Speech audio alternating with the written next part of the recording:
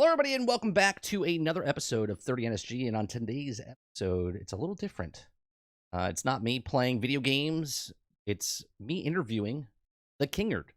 We watched his videos last week, absolutely loved them. So I reached out to him, and magically he got back to me and said, "Hey, I'll come on your show." And I was like, "What?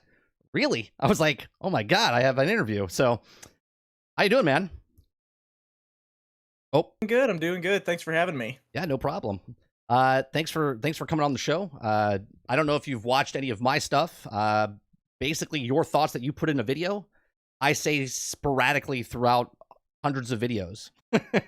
That's basically what I do. But you came on my radar because I saw the pre-order videos, as you told me you watched those, right? And I absolutely loved your whole style. I loved your style of editing.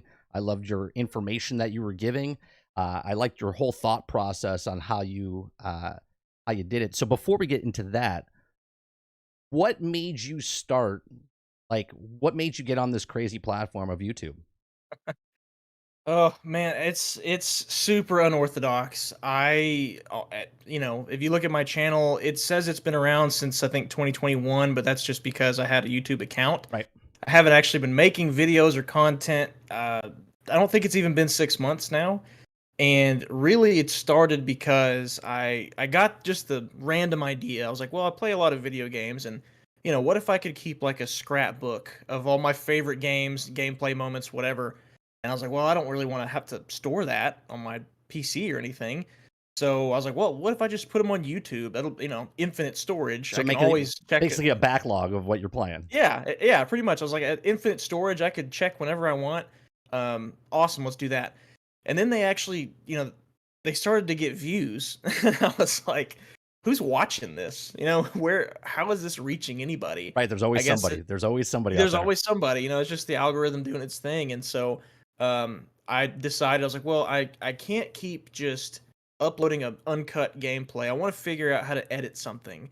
So I started playing around with it a little bit, and through that I was like, oh well, what if I just made like a tech demo for myself? And that's what on my channel, my first video that you see on there is. It's Halo Infinite is almost a complete game. And that is a tech demo for me. Made it in Microsoft Clipchamp and Really? just yeah, and just screwing around with it. And that one did super well. And then I ended up, people actually started subscribing to me, which I thought was nuts. Like, that wasn't even in the cards. I remember I got my first sub, and I walked out to my wife, and I was like, someone subscribed to me. Like, someone actually She's clicked. like, "What's a subscript? What's a Yeah. subscriber?" Yeah, like, what the heck is this? And so I started doing some more stuff like that, and I went ahead and delisted all the gameplay ones because I asked like some friends and different people that I know. It's like, hey, look at my channel, tell me what you see, what kind of results come across. And they said that the videos that kept getting pushed were my no commentary, quiet gameplay videos. And I was like, well, that's not really what channel is anymore. Right. So I delisted all those, but they're there. They're there in my log. It's really just Resident Evil 4, the remake. I played through that one. Is that your favorite And then a game? Is couple that of, is that the game that like you put the most not time my into? favorite. No. No, not my favorite, but I love Resident Evil. I love it. I love Resident Evil so much. No, I would definitely have to say that Halo is my favorite franchise, even though as of late it has been extremely disappointing in a lot of ways. But No, say it ain't you know, so. no, say it ain't so, right? No, man, if you'd ever do, if you check out my videos, you could probably tell that my media intake as a child was Halo, SpongeBob. Like that is what came through. That is what I watched, and that is probably what impacted me the most on just anything media and sense of humor. So yeah, like when I was a kid, the first word I read out loud to my family in front of them was loading on Halo Combat Evolved. That's me and Halo go way back. So you just aged yourself. I can guess how old you are. If you said to buy the first thing you started reading was Halo, so you're late 20s. Yeah, yeah. I just turned 28 a few days ago Uh, on the 14th, I'm actually. Yeah. I'm 45, not 30 and still gaming like the logo says. Um, the I really loved during the Halo video because I literally watched every single video that you've made. Okay, and this is before you said yes to come on the show. I was watching it all. Oh, Okay, well, I appreciate it. Thanks. I loved, I like I said, I love how you stay cool, calm, and collect the entire time, right? I'm very passionate. When, like my chat will tell you, they'll I get vocal, I curse and stuff. And if you want to curse, you can curse on here. Don't worry about it. Um, if you don't curse, that's okay too. Um, but I loved during the Halo one. You're like, how do you make a Halo game with no co-op after they said there was supposed to be co-op in there, right? And me and my brother have played every single Halo game, okay, in the series together.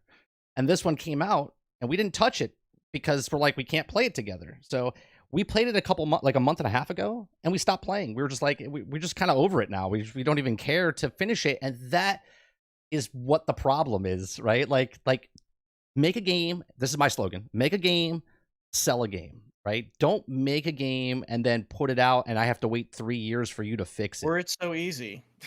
Right, right, right, right. That's what irritates me about the video game industry.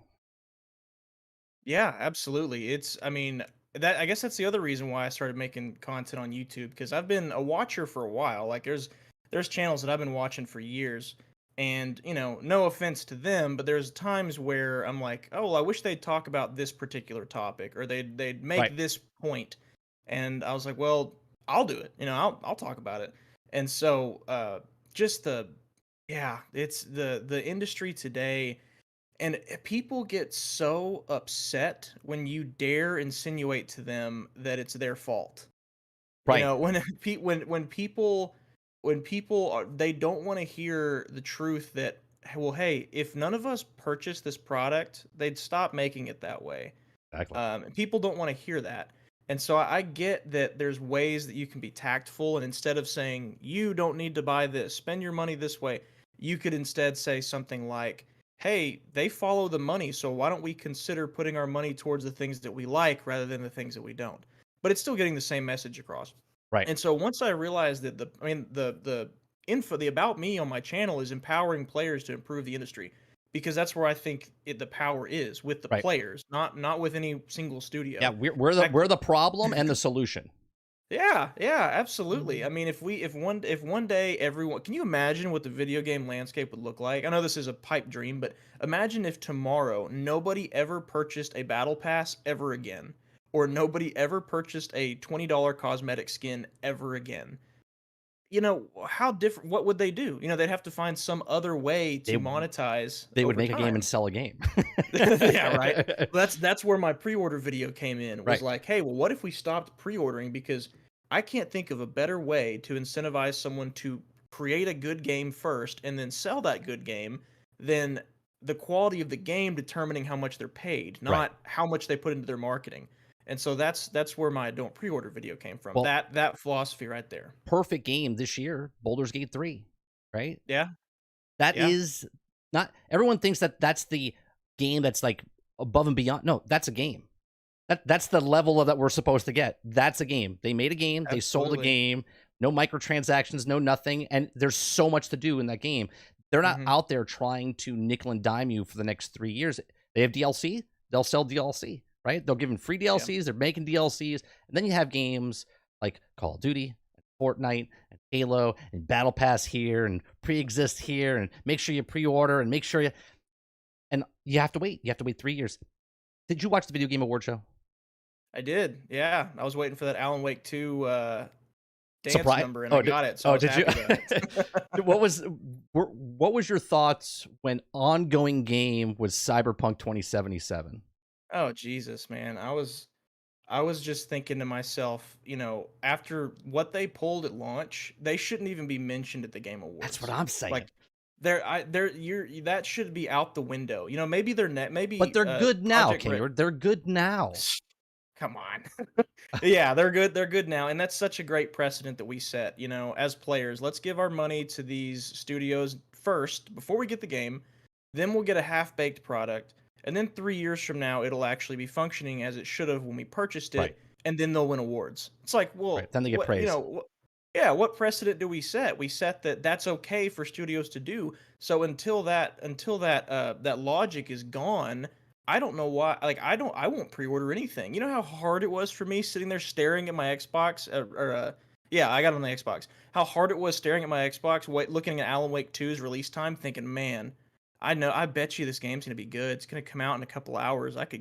I could get this right now. You know how Right. hard that was? Right. Well, that's what they I want. They don't want you. right. Right. And I just I don't trust any it's an industry-wide problem. There's no single studio that I think you can really point to. And as for Baldur's Gate 3, I will say they had a leg up because they were in early access for so Correct. long, so they had a lot of opportunity to get feedback. But then go look at their pre-order bonuses. It was basically just if you bought it as early access, you got upgraded, Right. and that's it. Like you didn't have to shell out an extra $50 to get the cool stuff. You know, Right. like that's the best way I could possibly think of someone doing both early access and a pre-order is to combine them. Like that's awesome. And then What? of course their game comes out and it's great. Yeah. What you have a video where you talk about early access. What does it matter anymore, right? And I say this all the Mhm. time. What I like about your content is, like I said, you concentrate on one topic and put it in a video, and then people can watch it over the time. Me, I say the same stuff over and over and over and people in chat can know that, or my followers know that I say the same stuff. And I always say there's no difference between alpha, beta, early access, early preview program. It doesn't matter what it is. They're all the same now, right? It all depends on what they want to use that word for. Oh, 3 days early access. Oh, it's a preview program on Xbox for Grounded and all this other stuff.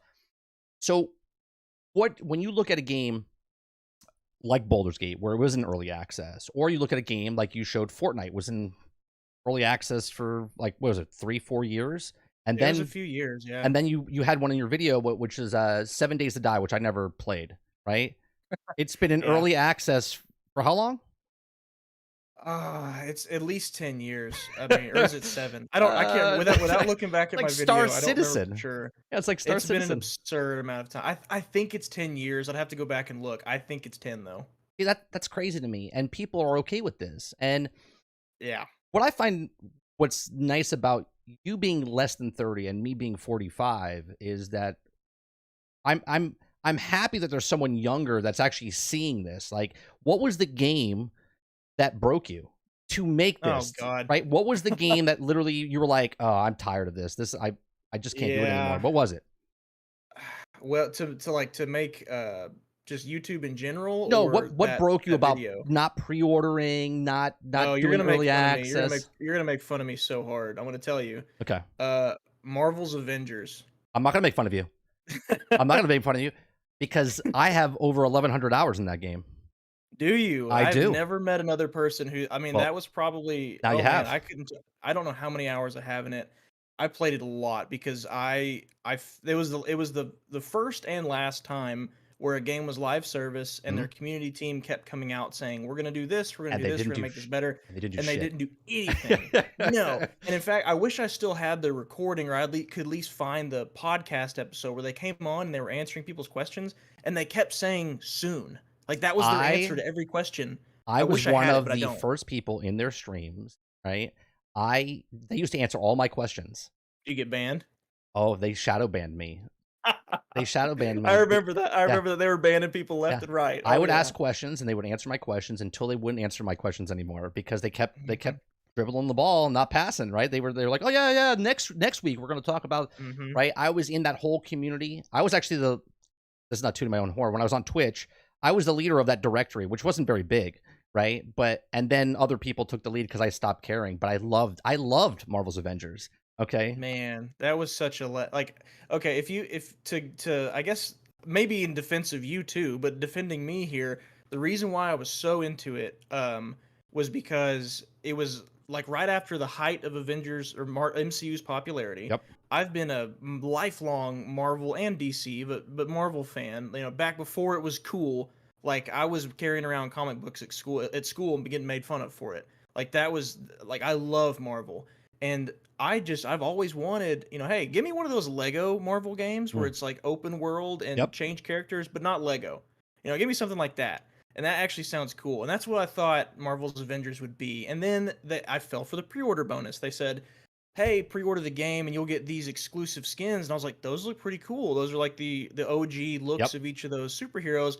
I don't want to miss out on that. I think this is a game I'm going to play a lot. It's from Square Enix. Come on. Hey, how And bad could so it be? Right. yeah, Right. how bad could it be? It's a company that knows what they're doing. Was it Eidos Montreal? No, Yeah. Crystal No. It was Dynamics. Crystal Dynamics. It was Crystal Dynamics. Yeah. Crystal Dynamics and Square Enix. I was like, they know what they're doing. So I pre-ordered it, And then come to find out that, the $60 was mainly for a campaign, and then they released $14 skins and $10 battle passes along with this full-priced game, and all these $14 skins were just recolors of each other. So Yeah. that same one that I Blue, pre-ordered the purple, game for, green. Yeah. yeah, Yeah. I could have gotten the same skin with a slightly different shade of green on my Hulk and not had to have, gambled my money prior to it coming out, because I'll be honest, if I hadn't pre-ordered it, I don't think I ever would have bought it. Or Mm. well, when it dropped to like $3 or whatever it was over the last month or so, and they made all of their DLC, or all of their not even DLC. Let's be honest here. They made all of their cosmetics free. Free. Yeah, I That's was when I would have pissed. bought it. I was pissed off for the people that paid all that stuff. I was like, Oh, those I people was, paid yeah. all the money, and now 2 years later, now all of a sudden I have all the stuff you have. Yep, I bought one skin and I was mad. I bought one skin a couple of years ago for 10 or however many dollars it was, and I was still mad about it. I was like, "Are you kidding me?" All right, Like, I know there's people out there that spent fat stacks on that thing. let me guess who you mained. All right, who you mained. Let me I'll say go for it. you like flying characters. Hmm. You were either Thor or Iron Man. I mained Thor until I realized he was so OP that Yeah, it wasn't fun anymore, and and then then I switched to Hulk. I was a Hulk. I had one of the strongest Hulks in the game. I literally would Yep. do the bone shaker, Yes, and then the and rush. then I would just rush, and then I would clap, and the whole room would Mhm. die. Yep, and you get the damage boost first, Yep, then do all that. Oh yeah, well that's why I had so many hours, because it was my quest to make my Hulk as powerful as powerful. How possible. many millions of points damage you could Yeah, do? Yep, and then they buffed him, so yep, yeah. or But I'm that sorry, they nerfed they him. nerfed him, and then they buffed him later. Yeah. Did Yeah. did you when you played that game? Did you have the bug? I had the bug when it came out, and I got to the boss, and I couldn't open the door to get to the boss, the final boss, and I had to wait 14 days. 14 The days for them to final patch it boss of the of the campaign? campaign. Yeah. No, I did not have that Yeah, I bug. had a That's bug wild. for MODOK that when I was in there, it crashed, and then when I restarted the game, the door wouldn't open. And there was a bug, and they're like, "Oh yeah, we're fixing it. We're fixing it." It took from 14 days to get it. I was like, I paid $80 The to saving grace of that entire game was the campaign. They couldn't afford to have an issue like that. yeah. Well, the saving grace for me was In that because the thing. Marvel IP. That Yeah, was the saving yeah. grace. That's why I loved it Well, so much. they knew that too. That's Yeah. why they shelled out licensing dollars until they stopped, which is why they pulled the game down, because they didn't want to pay that anymore. I think it was an annual fee they had to pay, Yeah. and they stopped doing that. So Well, with the I don't know if you saw the information that happened today with the leak from Insomniac Games. Did you see any of the docs that came out? I've seen some things on it. Yeah, So, the so gameplay videos I've avoided, but like some document things, yeah. yeah, I won't talk to you about that. They had a doc where they talked about that the deal that they have is they put a stipulation on Insomniac for the next Marvel games that they come out with. And I won't mention those just in case people haven't seen it. But Mhm. they have a 6 million copies sold in the first year. And I went, I wonder if they had the same deal with, because they have like a Disney tax, like a Marvel tax, right? Yeah, yeah. So like normal games could sell like 3 million copies and they fine with it, but Marvel, they take a 9 to 18% cut on digital. They take I think it was like a 21 to 29% cut if it's a physical copy, and then if Wow. it's something else, and on top of that, they want them to sell 6 million copies the first year. And Marvel's Avengers never said what they actually sold, but it was around like 3.6 or 4.2 million, and that's why it was good, but it wasn't great because they had to hit that Right. 6 million number. And in the leaks today, they were talking about if they don't hit it in the first year, then they can terminate it. And now that's the deal with Insomniac with Marvel games that they're making. Now, I don't know if that's the deal that they have with Crystal Dynamics, but it does open up the door a little bit to see like, well, it's Marvel. It was a Marvel Yeah. game. So maybe they had this. It's probably in the same Yeah, maybe they ballpark, had the I would same type of imagine. deal where if they didn't make a certain amount, that's why they terminated it. And then when they got bought by Embracer Group was kept dodging the ball. They're like, yeah, we don't Mhm. know what we're doing yet with it. And then they just said, oh yeah, we're closing the servers down. And I was like, Yeah. yeah, that's probably it. And now when this surfaced, I was like, that's probably it. It didn't make the sales, and they terminated the That deal. was so upsetting, because when the game first came out, like, I know that it's a broken record now. Like now looking back, Yeah, hindsight's hindsight. 2020. Yep. Yeah, but like at the time, it was like this is a great foundation.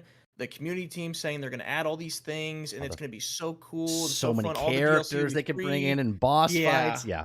we're thinking about bringing in this character, and like, oh, this is going to be great. And yeah, it just fumbled on its face, and it was like I I don't know. I've heard some things online. I don't know what's true and what's not.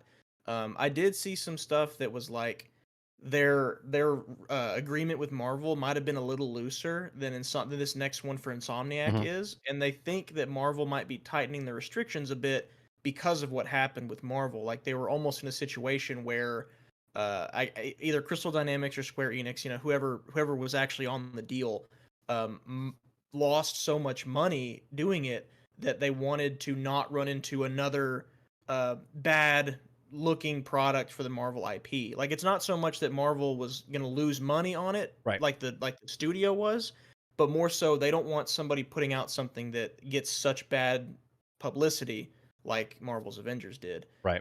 To make it a little bit more of a deterrent for the next person who wants to try a Marvel game. Which is amazing because they blame us, right? We didn't spend enough. We didn't spend enough money on the Right, yeah. cosmetics, and that's why it failed. But yet, it was a broken. They were chasing their tails the entire time. If you've got 1,100 hours on that game, then you know just as well as I do that every week or 2 weeks when we got a tweet or an announcement, what were they announcing every time? They weren't announcing anything anytime. Well, new cosmetic available in the Oh well, store. yeah, the store. Yeah, they were never saying anything about the game and the fixes. It Exactly, took a year and a half to exactly. get Black Panther in the game, right? Yeah, And yeah, that, like they they fumbled the ball from the very start, literally from the get go. yeah. Like how do you first of all release two of the same characters back to back with Kate and Hawkeye and Hawkeye, Kate Bishop. right? Yeah. And then you do another character of Mighty Thor, right? Or I'm sorry, Black Panther, Yeah, then Mighty it's Thor, right. and then Bucky, Or right? 2. And then they were supposed to drop Hulk. They were supposed to drop who else were they supposed to? Oh, Captain Marvel was supposed to come into the game. Okay. She-Hulk was apparently a thing for at one Yeah, point too. lines and everything. Even the actress outed herself when she was Yeah, saying, yeah, I "Yeah, know. Well, I will say I can actually remember vividly the day that I stopped playing Marvel's Avengers. The day that I did it was when I saw the announcement that Spider-Man was coming to PlayStation, okay, and I knew that was coming. I was like, "Oh man, this sucks," because I didn't have a PlayStation at the time. I do now, but I didn't when I played that game. I was like, "Man, that sucks. I don't want to buy a console just to play the same game I just so bought I it can have twice. Spider-Man." I bought it twice. Did you? Yeah, I Oof. bought it on PlayStation, but don't feel too You're the bad. biggest fan then. I paid $8 for it. I paid $8 for it Oh, on okay. No, PlayStation. that's fair. I would have paid $8 if I Yeah, knew I could get it for $8. I'd have done it.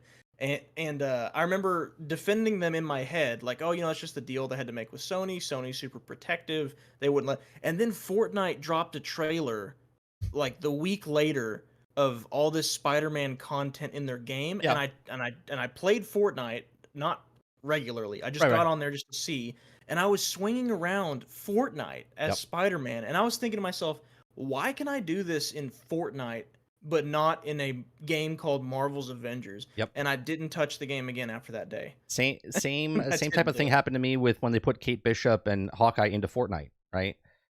Like I played Save the World in Fortnite, and I'm Hmm. running around as Kate Bishop and Hawkeye running around. And I'm like, how did they get this better, right? How did they get Thor Yeah. better? How did they make the cartoon style? Because with a comic book game, I'm like, it writes itself, right? It literally writes itself. They screw it up all the time. Did you play Gotham Knights?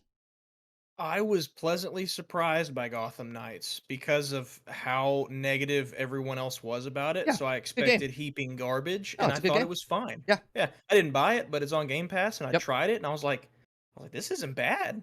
It's like this actually isn't bad. They screwed that game Granted, up. Sorry, go ahead. yeah, I only played it. I've only probably got 2 hours, 3 hours of game time, so like maybe it gets super repetitive after that. But at least my first impressions, I was like, this isn't that bad. I wouldn't have paid $60, but Oh, you know, I paid full price for it, right? On mm, day one. And I played through the campaign. I'm a campaign guy. I like playing through the yeah, campaign. I get my money's absolutely. worth. And if it's a looter or Mhm. whatever, I'll continue playing if it's enjoyable. Um, but they messed up that game because they didn't put enough villains in it. They only had three, right? And I Mr. I did hear that, Freeze, yes. Harley Quinn, Clayface, and then they had It's not like they have 60 years worth of, right, bad guys to rogues pull from. gallery to draw Exactly. from or anything like Right. that. So I was aggravated with that game and other games. And there's a game, I don't know if you've ever played it. It's DC Universe Online. You ever play that? Very briefly, but yes, I have. It's been years, but yes. People make fun of this game, but yet it's here 11 years later, 12 years later, and it's still going Yeah, I strong. know. It's crazy, isn't it? Like the player base is still Yeah. doing their thing, and it blows my mind. Do you know why? Because they treat it like a comic book, right? So Mm, every quarter or whatever, they bring out a new like a comic book episode that you like dive into and like play, right? And I'm that's like, pretty cool. how does this work?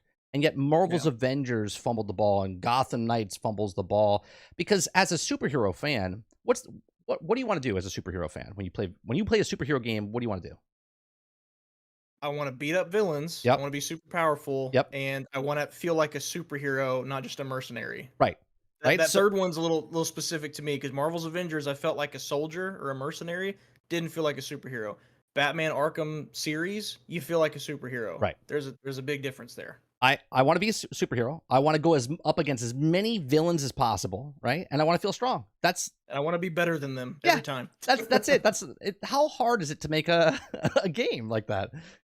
Spider-Man gets it right because you go up Yep. against so many different villains in Spider-Man, right? It's Mhm. action-packed, good story. You go up against a lot of villains. Yeah, you're only Spider-Man, but you get to go up against all these villains, and it makes you feel like you're Spider-Man. You're like you're living like you are, uh, Peter Parker or Miles Morales. So I'm glad that you brought up Marvel's Avengers because yeah, I think I might be the only other person on this planet that actually played it. So None of my traditional gaming buddies, none of them touched that game. Not one. and, Even though and they I made game fun of share you, and they made with fun them, of you every single day. and they made fun of me. Yeah, the day that the news dropped, like Marvel's Avengers lost Square Enix $130 million or whatever it was. Like, of course, that was the talking point at Yeah, dinner that next night. We yeah. all went out to eat.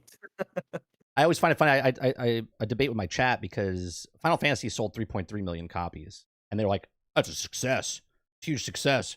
And yet Marvel's Avengers sold like 3.6, and they're like, "Oh, it failed." And I'm like, "Hold up, 3.3 and 3.6 in Mhm. my world, the greater than symbol is moving towards Marvel's You think? Avengers Yeah, because they all yeah. sold for the same amount of money, and they're like, no, it's a failure, and then this is successful, and yet it comes out now that Final Fantasy 16 was a failure. It was underperformed, and yet Mm, so did Marvel's Avengers, right? So I just find it right. funny that people uh, look at a number because they like a game. I call it blind love or blind hate, right? You get that with the console wars. People just love this or hate that.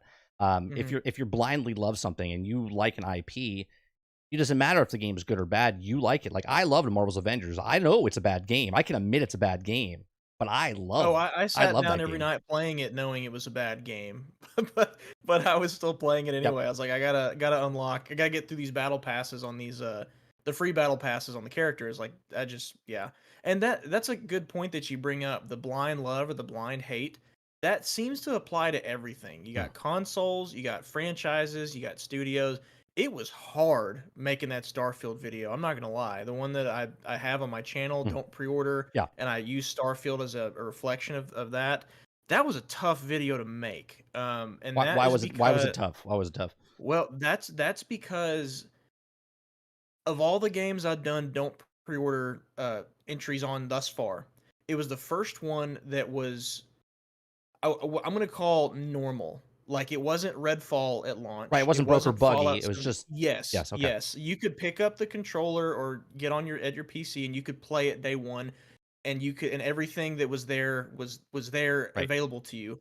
There were no, you could Game dress breaking up your glitches. character. Yeah. No game breaking glitches. The ship builder I thought was amazing, and you could customize your character without having to pull out $10 for every color shirt that you want. Right. And that was all there, and I wanted to praise those things, but I couldn't get past just how dishonest I felt everything leading up to that game was. Like, yes, there was some diamonds in the rough there with some aspects of the game, but so it was hard for me to make that video because I didn't want to just solely bash it because I felt like the people that are giving just 100% rage, I hate Starfield, worst game ever, they're overlooking some of the things that actually are pretty impressive about it.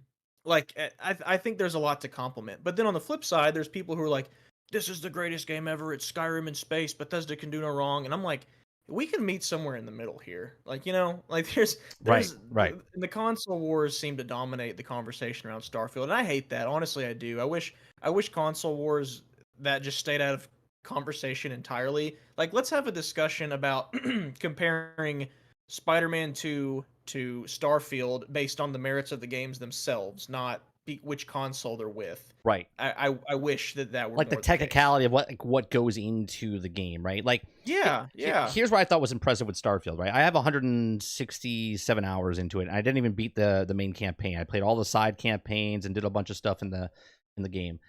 I thought it was impressive because do you remember when it was coming out? People were like, "Oh, there's boundaries." Right? People were complaining that the maps were too small. You're going to run into the boundary. I'm like, in what world has that ever been a problem? Like in Skyrim, like I don't understand the technology of like people don't understand. Like Skyrim, every time you land, is making a map the size of Skyrim. Right? Skyrim 12 years ago was just one map of that Yeah. size. Now Mhm. every time you land on a planet, and you can land on that planet as many times as you want, it makes a map the size of Skyrim, right? And everyone's like, Mhm. "Oh, we're going to hit boundaries." And then when no one was hitting boundaries, they're like, "Well, the maps are too big, and we need cars to get around faster." And it's like, well, what are you complaining about? One, you said you're going to hit a boundary, and now you're saying that you Right. need a car to get around the map. So which one is Right. the Yeah, which problem? is it? Yeah, Is the map too big or is it too small? right, Man, I remember that. I remember that because I hadn't started it was during the early access period when that stuff started coming out. Like, hey, there's boundaries, you can't actually explore the whole planet. And I was thinking, man, this game's dead. Like they lied to everybody. This is crazy. And then right. I started playing it on when it came out on Game Pass, and I was like, I was actively going and looking for the boundary, and I was like, Couldn't get oh my it. god! I was like, I've been jetpacking for 10 minutes and I Yeah, still haven't found. yeah, I was like, who's looking this far? yep, Who exactly. cares enough to go this far? So I hear both sides of it. One is that there's plenty of space to play with, and I agree with that. I 100% agree with that. There's more space than you need at each landing spot. But then the other side that says they felt like the explanations leading up to launch misled people to Sure. believe that there would not be separate loading spaces, and I agree with that too. So if my simple easy fix would have been when Todd Howard was in interviews talking about how they create their planets with tiles, right then and there on the several occasions that he brought it up, he should have said these tiles are enterable one at a time. I But agree 100%. that Yeah. never can. Say that before launch, and all of that about dishonesty and distrust is out the window, it's gone. That it's there. And I happen to agree. I think the area you get when you land is plenty. I do think that the copy and paste like outposts Yes. are way too repetitive. But that varies because some people I went to multiple planets and I didn't see the same one till about maybe 30 hours in. Then Yeah. after I hit 30 hours, every time I landed on a certain planet, I would see that science center with the ice frozen Science over. Yeah, outpost, yeah, the abandoned science science outpost that outpost was or frozen. whatever. It had Yeah. the same path and the same stuff. Mhm. And I was just Mhm. like, there's Bethesda always puts their foot in their mouth, or Todd always puts his foot in his mouth, right? When Fallout Yeah. 76 came out, it was 16 times the detail. And this one is we have 1,000 planets. And you're like, why? Why do you have to have 1,000 planets, right? Yeah. They seriously, this isn't even a hot take. I think this has been repeated ad nauseum, but like 10 planets, maybe Would max, have been fine. and deck them out from top to bottom Yeah, all over, and the game would have been stellar. Like it absolutely. would have been amazing. And then I think a cool way to get the issue of like the fast traveling, how to make that immersive, make it easy. Do kind of a almost like Destiny type of loading screen where okay, so Assassin's Creed mid 2000s. They've Mhm. been doing this since the mid 2000s. On a loading screen, do you remember your character would just run around this white space. There was Yes. nothing around you, but like you could jump, you could Destiny's a move. ship. You can like well, the Yeah, Destiny's ship didn't combine move, but those. Warframe would move. The Right. yeah, yeah, yeah. Yes, combine those two things together. Put your character on your ship, have the windows be blacked out because it's like you're in going through light speed. There's like purple lights going by, and it feels like you're flying. I mean, It feels like you're flying, but it's just a loading screen, and that's that's how you stay immersive. There's that's what the No Man's answer. Sky does. Yeah, and No Man's Sky, No when you Man's every Sky, time you you could. teleport, that's a load Yeah. screen. That's a load screen. I I remember being, despite all the negativity back when No Man's Sky first came out, I remember still I don't the, everyone has like those gaming moments where you're like, "Whoa." I one of those for me was jump driving. I don't remember what they call it in the game. When you jump from one planet to the next, Yeah. like for me, that's what that was. Because at first I was like, oh, this is just like a teleportation thing, and then I tried it Oh, it without takes speeding forever. Yeah, up, it takes and it was like forever. estimated time Yeah. 23 hours. I was like, You're like, for oh real? 20 real hours? yeah. Yeah. Yeah. Yeah. So Yeah. I feel like Bethesda should have thought that through. Like, Yeah, and the people agreed. that say you can't compare No Man's Sky to Starfield, whatever. There's one of them is a survival game and one of them is an RPG, but the elements are so similar. Like, let's Yeah. not pretend That that we can't compare yeah, the exploration on these the two planets is games. the same and stuff like that. And any type of game like that, I'm gonna ask you in a second, like, what's your favorite type of genre of game? Like, anytime an open world game, the first time you do any game is fun. You're like, oh man, this is fun. Like the first time you jump, you're Yeah. like, this is a lot of fun. The hundredth Mhm. time you jump, you're like, I just kind of want to just get there, right? You're kind of over Right. it. The shine wears off. Uh, so before I ask the next question, chat, make sure you hit that like button down below. Make sure you check out in the description down below for Kingerd. His tag is down there. Check out his videos. They're fantastic. Good humor and stuff. So make sure you check those out. What type of gamer are you? Are you a laid back? Are you more like open world? Are you a looter shooter guy? Are you an RPG guy? Are you just a mixed bag of like you like them all?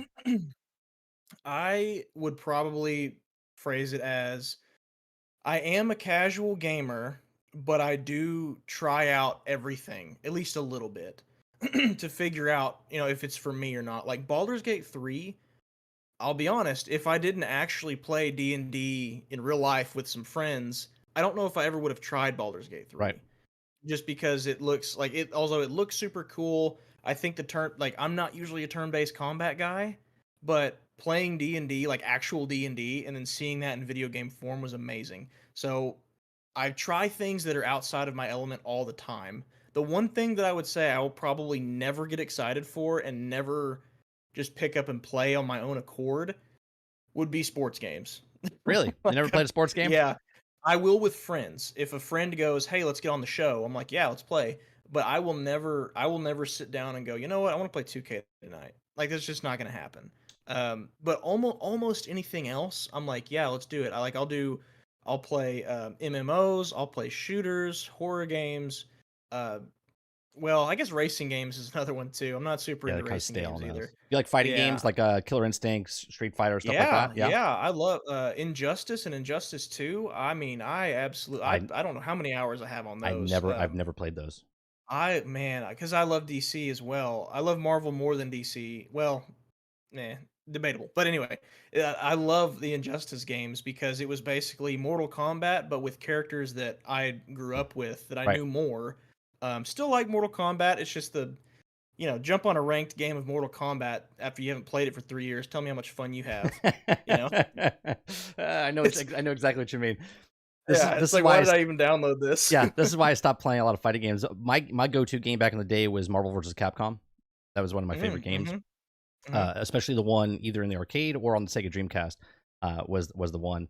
Did you ever play the Sega Dreamcast? You ever? I know you're a lot younger than I me. played Resident Evil Code Veronica. I believe that was on the Dreamcast. Okay. I think that's where it debuted.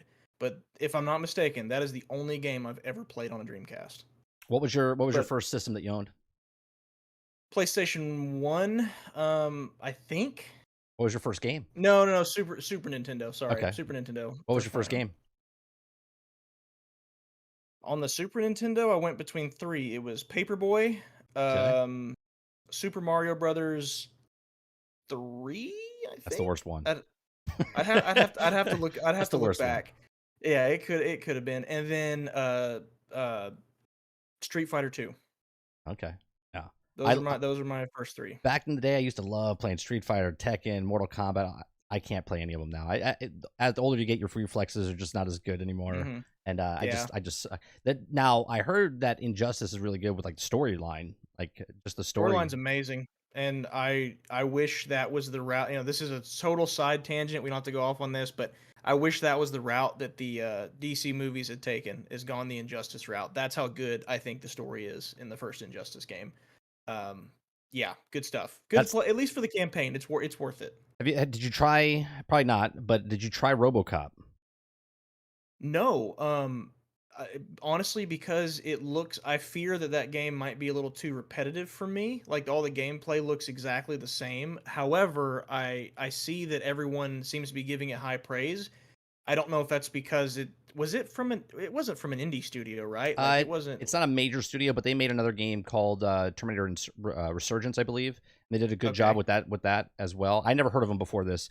right. I'm a big RoboCop fan, and the reason I'm Oh, bringing it I up love RoboCop. Yeah, because absolutely. RoboCop 3 is the worst movie out of the series, right? And they did such a good job with this game that this takes the place of the story Oh wow. of 3. Like this takes place between 2 and 3.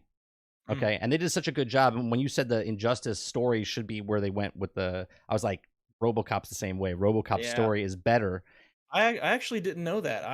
I really thought RoboCop was more of just kind of an arcade, like, walk from point A to point B, No, keep no, zooming in on people, hold down the trigger. That's the only gameplay I've seen, but no. hearing that actually makes me a lot more There's a interested in it. skill tree. You can upgrade your guns, or gun, I Mm, should say. yeah, right. There's dialogue and options that you can pick. It's a little RPG. It's perfect. If you like RoboCop, it's a really well done RoboCop game. It's cheesy, but cheesy in the Mhm. 80s way, not cheesy like bad cheesy. It's like, Yeah, and that's great. yeah, that's what makes it good. Is because it's Yeah. exactly like the movies were back in the 80s. Honestly, yeah, that makes me super and, chalk that up to me just not taking the time to do my homework, but that actually sounds really cool. I think the last RoboCop media I consumed was that video, the parody video, you know what I'm talking about? With the Don't. I didn't even watch I the new can't RoboCop. I I can't even oh, no, I mean, like, it's not on YouTube, I don't think. It's a video online where they're recreating the scene where, RoboCop shoots through the dress of that lady, the Yep. guy's holding her from behind. Yep. That's all I'm gonna say. You could look it up on your own time. All right. I'll look it up. I'll look it up. I can't you're gonna probably send me some hate message I afterwards. doubt it. I've seen some crazy There's some stuff. heinous things out there, and this is one of them. Okay. So, when I was living in Destin working a beach service, I did that too. Uh, one of the guys I worked with showed me that video, and I've never forgotten it And now to this you're day. sharing your scarred eyes Yeah, with the rest of us. All right. Yeah. I'm sharing my trauma with you, so by all means, go look it up. Yeah, misery loves company. Well, I'll go check it out, and then I'll message you and be like, "You son of a bitch! You made me. What did you do to me? I can't unsee what I just saw." Um, You won't be able to, I promise. what game right now are you playing? What's interesting right now to you? So I'm cycling. I kind of do this a lot. I cycle between them. So my turn off my brain and just play something while I'm listening to YouTube videos or whatever. That game for me is Halo Infinite. Okay, Just a Halo guy. Sorry. you don't have to Yeah, defend I like yourself. It's Halo. okay. I'm playing Modern Warfare 3 right now because I'm about to release a video about Call of Get Duty. out the show. That's where I draw the line. No, I'm kidding. Well, I'm making a video about Call of Duty and I need footage, so I'm playing Modern Warfare 3. I will admit I'm not having a terrible time on multiplayer, but everything about that game is like everything wrong with modern gaming in a nice little $70 package. Right. And I would not have it if it weren't for Game Share. My friend that I game share with was like, "Hey, get Call of Duty so we could play it." I said, "Absolutely not." Out of sheer principle, I Right. will not do it. You can buy it if you want to, but they will not get money out of me. So I'm going between Halo Infinite, Modern Warfare 3, Okay. Baldur's Gate 3. I don't listen to YouTube videos and stuff while I play that. I You gotta lock in when I'm concentrate. Yeah, playing you gotta that. concentrate. Yeah, I like because I'm impressed by I know something they exactly. did way better than Starfield. Yep. The NPC conversations, the actors tried. It They enjoys actually tried. it needs your attention. It's Yes, enjoyable. Yep. yes, absolutely. So I want to listen to the NPCs talk versus Starfield. I'm spamming the button as fast as I can to get the conversation. So I don't do that with Baldur's Gate 3. And then I'm also replaying Alan Wake 2 right now because I'm going to make I think I'm on like a 5 video streak of critical stuff. Okay. I want to make something A little positive. bit of fun. So I'm playing through Alan Wake 2. I'm a big Alan Wake fan since the first one came out. And so I want to make a video about Alan Wake 2 as well. So Yeah, those are the 4 I'm going through right now. I never played Alan Wake. Right. To me, Alan Wake is the guy with the flashlight. Right. That's the one 13 years Yeah, ago. Yeah, that's yeah. it. Yeah. I never played it. If you appreciate good story in a video I game, do. man, out just the first Alan Wake. The gameplay is so um it's so easy, it's accessible. Like it's not difficult to get into. It's an action adventure horror mystery thriller Mm. all in one. It is well worth it. And if you don't want to take the 6 to 8 hours or so to play through it, I do have a video you're welcome to check Oh, out okay. where So so just watch you play it. well, no, it's a long form video. It's an hour and 40 minutes, Oh, but that's that's a it is normal a stream for me. That's a half a stream. right. It is a story summary and also review of the game in one, but I tell the story in the form of a story Okay. because I appreciate what people are trying to do. Like when Alan Wake 2 came out, there were a lot of videos out there saying everything you need to know for Alan Wake 2, and it was like a 10-minute play by play of everything in the story so far. And I think that's so the story they Remedy put so much effort into crafting the narrative and the lore of Alan Wake. It deserves to be heard as a story. And people who like good stories deserve to experience it in the form of a story. So obviously, the first thing would be to play it, and then the second thing would be to hear it in the form of a story instead if you don't want to take the time to play Mm. it. So that's what my video is for. Forget plugging my video here. If you like good story in video games, Alan Wake, I mean, it's in my top 3 for sure, and it's a 13-year-old game. I think it's incredible with its narrative. Gameplay can get a little repetitive, but the narrative is incredible. Trying to think what I played 13 years ago. So that's what 2010. I was probably playing. I used to play a lot of Battlefield, Bad Company 2. I think that was, but that's 2011 or 12. It had to be a Battlefield game or something else was out then. I Hey, used Bad Company 2, I still hold as the best in the series. it is That's my opinion. it That's is my it opinion. is the best game. I'm pissed of I'm so upset with Battlefield 2042. Okay, Oh my god. I played the beta. Yeah. Okay, and I said this is a piece of shit game. Mm-mm. I said do not buy this, do not pre-order this. Right? They gave me 10 hours from EA Play, like Mm-hmm. trial period. I used an hour and a half, never touched the rest. Right? I said Yeah. I won't touch it until it comes to Game Pass. Okay, lo and behold, it Mm. came to Game Pass at the end of Right. 2022. I started Yeah. playing it. I enjoy it, but I'm pissed at it, just like I am any other game that didn't come out when it was supposed to come out and be finished, right? Because Mm-hmm. when it came out, it took them 19 months to get back to zero, in my opinion, where they fix the maps, they fix the gunplay, they do all the stuff. And I didn't pay for it, but I'm upset for people that paid, not upset for people. I'm upset that people paid $150 for that game and then had to wait, 18 months, 2 years to get that game where it should have been. They're like, Yeah. scoreboard? What do you mean scoreboard? And it's like, what? Legacy features, Yeah. right? I think that's what they called it in their response post. It was Yeah. like legacy features, and oh my gosh. Well, you asked me what game broke me. Well, the game that broke my game sharing friend was Battlefield 2042. So Oh, now he won't pre-order anything because of good. that game. He said he'll never do it again. I was like, well, lesson learned. It sucks that there's other. I think there are games out there that deserve pre-orders because they actually do give you a really cool thing that in a way to support the developers. Like I think those exist, Can you give me an but example of one? an example Not would not to put you on the be spot, but because no, that's fine. I would say Baldur's Gate 3. okay, Honestly, I think Baldur's Gate 3 is a perfect example because that was one where if you were to pre-order it, you actually would have, if you bought it on PC, would have actually gotten access to the game right then and there in its early access form. And then wasn't it at a cheaper when price too? it was, yeah, it Yeah, was at a cheaper price. I think there was a cutoff date. They were like, "Hey, you can't buy it at the cheap price after right. this." I think. I'm okay if Um, a game company does that, where they're like, "Hey, play this game. We're giving it to you like half off or 20, whatever." yeah. I think pre-ordering for the sake of like an extra cosmetic or something, that's ridiculous. That should be frowned upon by anyone and everybody. But a game like the way Baldur's Gate 3 did it, in my opinion, it's like, well, I could pre-order this, but I'm actually kind of just buying it right now, or at least jumping into the early access, and then I get all the extra stuff. I'm pretty sure at no extra cost when the game goes live, like it launches. Right. So I mean, it's kind of just a win for everybody. But that's I don't know another studio that's done something like that. That's the only one I can think of off the top of my head. I'm amazed right now that Boulder Gate is you can get the deluxe edition for $80. Okay, Hmm. and it comes with a whole bunch of other 10Ks. It comes with the stickers. It comes with the poster. It comes with a whole bunch of. Right. And I'm like, how do they get? How can they do that? when they're not a triple A big ass studio, and yet the companies that have tons of money are like, yeah, we're gonna give you the digital version. We're gonna charge $70, and you get absolutely Right. nothing. And if you want 3 days early access, you got to pay an additional $30. Mhm.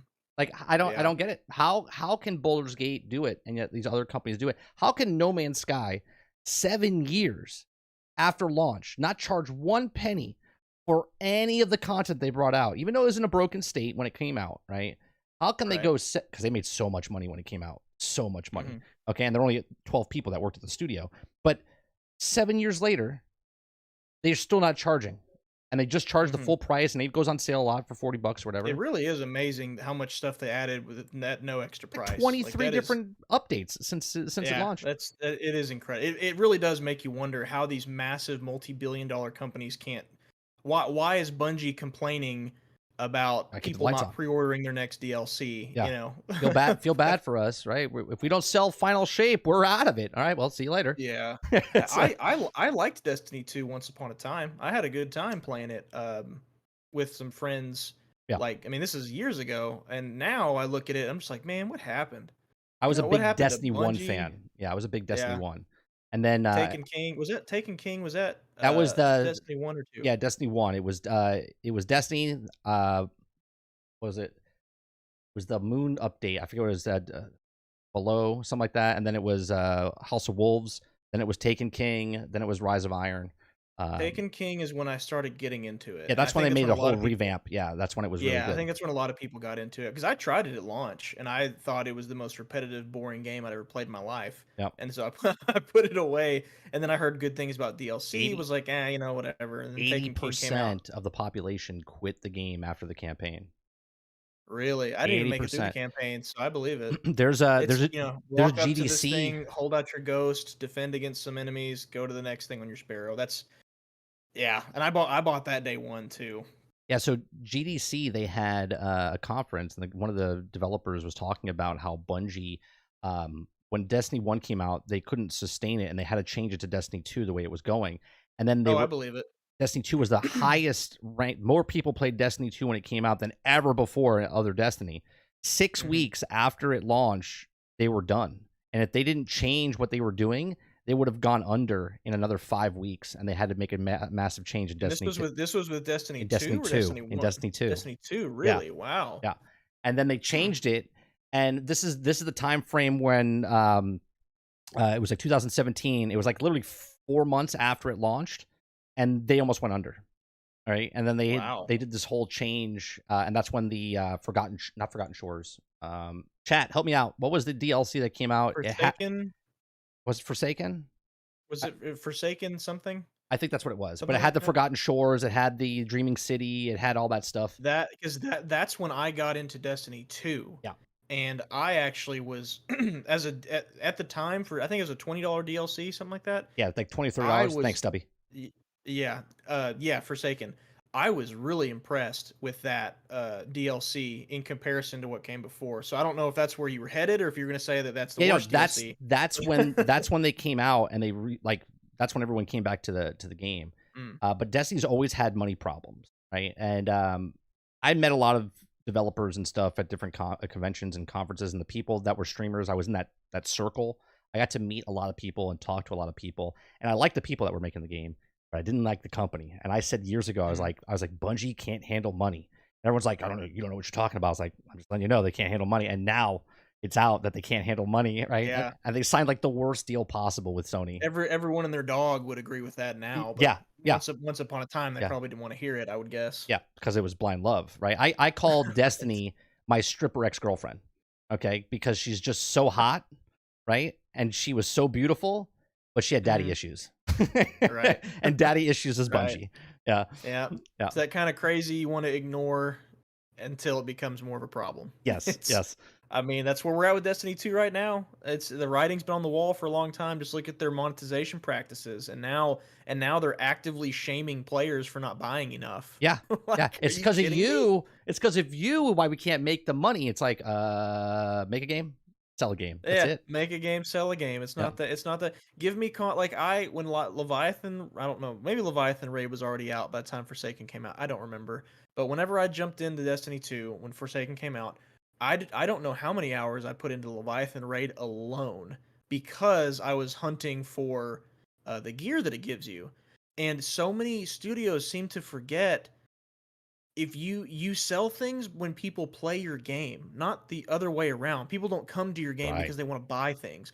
And so like I can't, like Halo Infinite, as much as I turn off my brain and play it, 2 years in they're just now finally figuring out, "Oh, maybe we should start rewarding people for playing, for giving us their time, and then hope they pay extra for something else." Not, Right. "Oh, the only new thing we have to add is some new cosmetic." And it seems like Destiny, at least what I see online, cuz I haven't touched Destiny 2 in a while, the discourse I'm seeing around it is they ramped up their monetization, they pulled back on the rewards they give you, even if you pay for the DLC. And it's kind of just like, I need to come up with a better term for it, but I call it like a magazine. It's like you're not playing a game. You're opening up like a Sky Mall magazine on an Yeah, airplane. everything's trying You to know, sell you. Right. Buy yeah, this, buy this. just Yeah. go turn on Call of Duty right now and tell me how many different ads for how many different things you have to I get won't through do just that, to get sir. the I will game. not do that. That's I no, will go look at RoboCop shooting somebody, but I will not look yeah. at the Call of Duty site. Out of principle, I totally get it, and I sat there with I think it was my wife whenever we were because I've got a couple friends, all they play is Call of Duty. They will not play anything else, and I actually did have fun on DMZ mode, free game mode, I so played a little whatever. bit. I did play a little bit Yeah, because yeah, played that with them, had some fun, and I just remember booting that up because I had uninstalled it for I don't know how long. I had installed it back and got on to play with them, and I was like, guys, how many ads do I have to skip through just to get to play the dang game? Like, it was when Modern right, Warfare 3 was coming out, so they had an advertisement for that. Pre-order our Vault Edition. Here's some things in the shop. Here's a new game mode coming up that's promoting Modern Warfare 3. It's like, oh my gosh! Like, I'm reading a magazine right now. I'm did not playing a video game. did you see that that Ubisoft had that ad run? Did you see that when someone was playing Yes, wasn't Assassin's that an Creed? accident? Was that an Oh, accident or was sure, this? an accident. Yeah, yeah.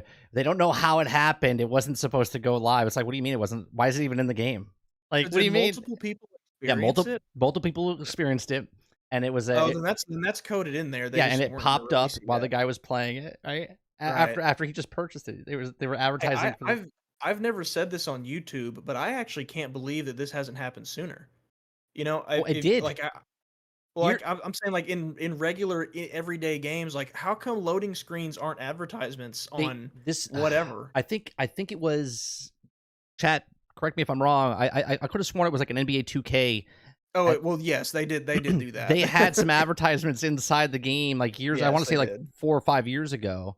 And I I think remember before that. that it was somewhere, I forget the other game that was advertising. Oh yeah, these shady practices, and they're always like, "Oh no, no. It was by accident. We don't know how it got If in you're there." if you're at a revenue stream, just own up to it, Yeah. Ubisoft or whoever. Like, just say that you put commercials in your game. Now, suffer the wrath, but honestly, I hope they don't hear me say this, but give it time and people will learn to accept it just like they accept all the other garbage. Well, you know the Horse patent. armor was a big deal Yeah, patent. once upon a time. Sony has a patent about the commercials. Have you seen this patent? No. Okay, so the patent that Sony has got is that they will play a commercial. Okay, let's say they have their PlayStation. I don't know what they're doing with it, but let's say it's on PlayStation Plus, and PlayStation Plus is cheaper or free, right? For certain that tier, they have to watch commercials. Well, what you have to do as a person that's watching the commercial, you have to shout out loud. Like, let's say a Burger King commercial came up, and you're like, "Cheeseburger or burger," and then it would stop, right? They have a patent for this. Okay, and I'm like, "Are you kidding me?" How to speed run the downfall of a console is make people shout at their TV to get an advertisement to get off their screen. That's the most ignorant thing I've ever heard. I mean, I What a can't wait till you stupid make a video idea. on it. I can't wait till you make a video on it. What an insultingly stupid idea. I mean, oh my gosh. I honestly, I would what I want to say is I would be okay with ads in games if it meant that we didn't have cosmetic microtransactions anymore. Right. Like that is a trade-off I'd be willing to make.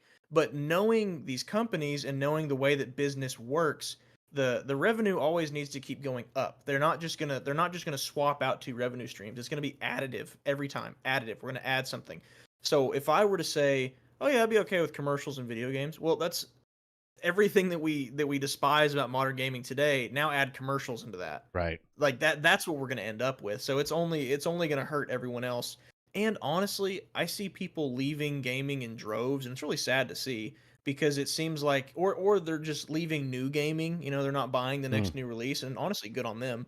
But I can't think of a better way to get someone more disincentivized to check out a new release than to have to watch a unskippable minute-long right. Burger King commercial while they're trying to, jump off of a tower in Assassin's Creed. Like that's the Yeah. stupidest thing I've ever Are heard. you tired of killing assassins? Well, have a snack at Burger King, and you're like, cheeseburger, I burger. mean, think about these companies rubbing their paws together, thinking, how many gamers we could get to buy a pizza at 1 in the morning. Right. You know, it'll Mountain Dew probably code. work, Yeah. dude. Yeah, Mountain Dew, pizza, Yeah. you name it. It'll probably work. And I hate that. I really do. I think that's less intrusive than some of the other practices we've seen, but again, it's going to be additive, not replacing. So, yeah, Gamer I can't condone it. gamers with a lot of your videos, you talk about how I say the same thing on my thing. I'm like, look, I'm not telling you how to spend your money because always everyone always says, can't tell me how to spend my money. I'm like, I'm not trying to tell you how to spend your money. I'm just trying to educate you on if you're going to spend your money on something better than this, like whatever that product Right. is, right? Like I Right. just played the Skull and Bones beta. Did you play it? No, I haven't. I heard it was a watered down Assassin's Creed 4 type thing. Is that true? Yeah. What do you think of it? So have you ever played World of Ships or Yes. War of Tanks? World of Tanks, Yes. whatever. Mhm. That's what it is, but with pirates. Okay. Mm. They dummied it down so much. Right now, this is I don't know if you know this, but it's an obligation for them to finish this game. They took money from Singapore, the government of Singapore, to make this game. Whoa. Okay, so they have Singapore just really confident in investing in so pirate games? into Ubisoft, right? So they have to finish this game and they have to get it out, right? It's been 10 Wow. years in development. Okay, it's had six delays, and they've Mhm. rebooted it 4 times of what it was to what it is. Okay, So now it's just, slap it in a box and get it out there that's at exactly this what it point. is, right? So Mhm. I have people already trying to defend it. They're like, "You only put 4.5 hours into the beta. How do you know?" And I'm like, "Dude, this is not my first rodeo." I was like, "This game's going to come out. Please don't spend your money on this." I was like, "If you're going to spend money," I said, "spend the 14.99 on Ubisoft Plus for that month, okay, and save yourself, $60 or If $50." you really wanna try it, Right. If you want to try it, spend the $14. Don't spend the $70 or the $80. But this is going to make one of your videos. I'm telling you, Skull and Bones is going to be the pre-order bonus hell. It's going to make the board. Don't pre I've already got an idea, It's probably it's going don't to make the pre-order board. Ubisoft game. It's going to make the It's board. gonna be it's gonna be on there. Okay, where they're charging money for this game, and this game's going to come out in 18 months from now. Not only will it maybe be fixed, but it might not even make it past 18 months. I think they might close this game down because it's so simplistic and so arcadey. Okay, so when you're in the Mhm. ship battle, you ever play Sea of Thieves? Yeah. Okay, Sea of Thieves, you feel like you're in the ship. It feels like you're actually Mhm. like, actually steering a ship and whatnot. And there's fighting, there's Mhm. blunderbusses and knives, and you're being a pirate. Yeah. Yeah, yeah. In Mhm. this game, you're not being a pirate. You're not a pirate. You're a boat. Okay, and on that You ever boat, play Bloodwake back in the day? never, no, You never did? That no, was a ship battle game on the original Xbox, probably around 2002. That's what it sounds like. It sounds like that. You don't get out of your ship, you don't walk around your ship, you kinda just simply cruise around and shoot at other ships, and, right. like, that's it. That's So the you gameplay get for off your ship here, but Oh, okay. when you go on an island, it's basically a menu system. So Oh, okay. you're getting your missions, your quests. You're going to get like you Mhm. have to go cook something. You cook something. You upgrade your It's ship. like a hub It's a type hub, thing? yeah, and Yeah. it's different hubs with different people, but the same things, right? So it's like upgrade your ship at the blacksmith on this island or that island. But when it says, "Oh, go get 6 iron," you have to get back in your boat, and you're sailing the ship. You can go third person, first person. Okay, Mhm. and if you're in first person, it's cool. It's beautiful looking, right? You're like, wow, this is really cool looking. But it's like I said earlier, something's like fresh, right? You play a game, you're like, oh man, it's so cool, right? So you're steering the ship, and then when you start to go into a ship battle, everyone on your crew, like there's like 20 people on the boat, right? And you're just staring at them running around, doing the things and putting up the sails and shooting the cannons. They're all screaming. just nonstop screaming is going on. Right? Like NPCs, you're NPCs saying, just not actual people? Okay. yeah, yeah, It's just like, the well, NPCs sounds like a screaming. huge troll by the player Yeah, yeah. base, if I don't not. even know if you could talk to other people, but the Man, NPCs yeah. are screaming at you. Okay, so you're in ship battle, and it's like very like if you took this game, and in my example, I said during my stream, I said if you put this in an arcade, just a ship battle, put it in an arcade cabinet, put it in an arcade place. Every time you die, you just put another quarter. That's what it feels like. It's that Mm, arcadey. Okay. mhm. Then when you're looting stuff, okay, it's like you'll find a barrel in the water, and when you run over it, nothing happens. You have to hit Y, right? So you just pick it up Y. But if you loot something off the island, it's like a mini game. It'll have this little thing that you have to like hit and then like hit in the green bar. And you got to do this like three, Mhm. 4 times just to get the iron. Okay. And then if you loot the tree, it goes this way. It changes it up. Otherwise, it'd be boring if it was the same action every single time. It'd be boring if the line was moving the same direction every time. We gotta spice it up a bit. Right. They're like, hey, why don't we move it left and right? We'll make it Right. into an arc. We'll make it into a bar. They change it all up, right? And it's so boring, right? Is this game being sold at a premium price? Full price, Is it a full price game? full price game. Gosh. Yeah, and you can pre-order Hmm. right now for like $99 or whatever it is, right? That's funny. I It's mean, that's unfortunate. It's I'm not laughing on behalf of the gaming industry, but I am laughing on behalf of like how obvious it is sometimes that the idea is just let's just shove this thing out the door. yeah, and it's an You know? obligation. That's what I say. It's an obligation. Mhm. Even roadmaps, game battle passes, they're obligation passes is what I like to say, right? Right. If people that I don't know why you would buy it, but people that bought Redfall, okay, they could have gotten just play Game Pass, right? But instead they bought Mhm. it and they bought the pre-order edition for the Bite. I call it the Bite Me edition. I don't want to take credit for it. The chat made that up, but it's like the Right. Bite Back. I think the edition was called, but it's like the Bite Me edition, and that was like $100. Mhm. And that content hasn't come out. They're still fixing the game to get it back to a working state before they can even Yeah. input the stuff, right? And that stuff just pisses me off because people are like, Mhm. "Well, this game's broken," but yet you, obviously, that's the same person that maybe pre-ordered it, but you gave them money up front for a game that was incomplete, right? You gave them money for a microtransaction that was 1/3 the cost of the actual game, right? That's what Mhm. makes I'm mind boggled by it. That someone says this game's crap, but yet they give $20 to that game for a microtransaction that's in a game that cost them $70. You're like, you buy three Mhm. skins, that's a full Right. You price you've game. paid for a full second game at this point. Yeah. And you know what's honestly the most disheartening is that I actually think that creativity in the gaming industry is at an all-time high.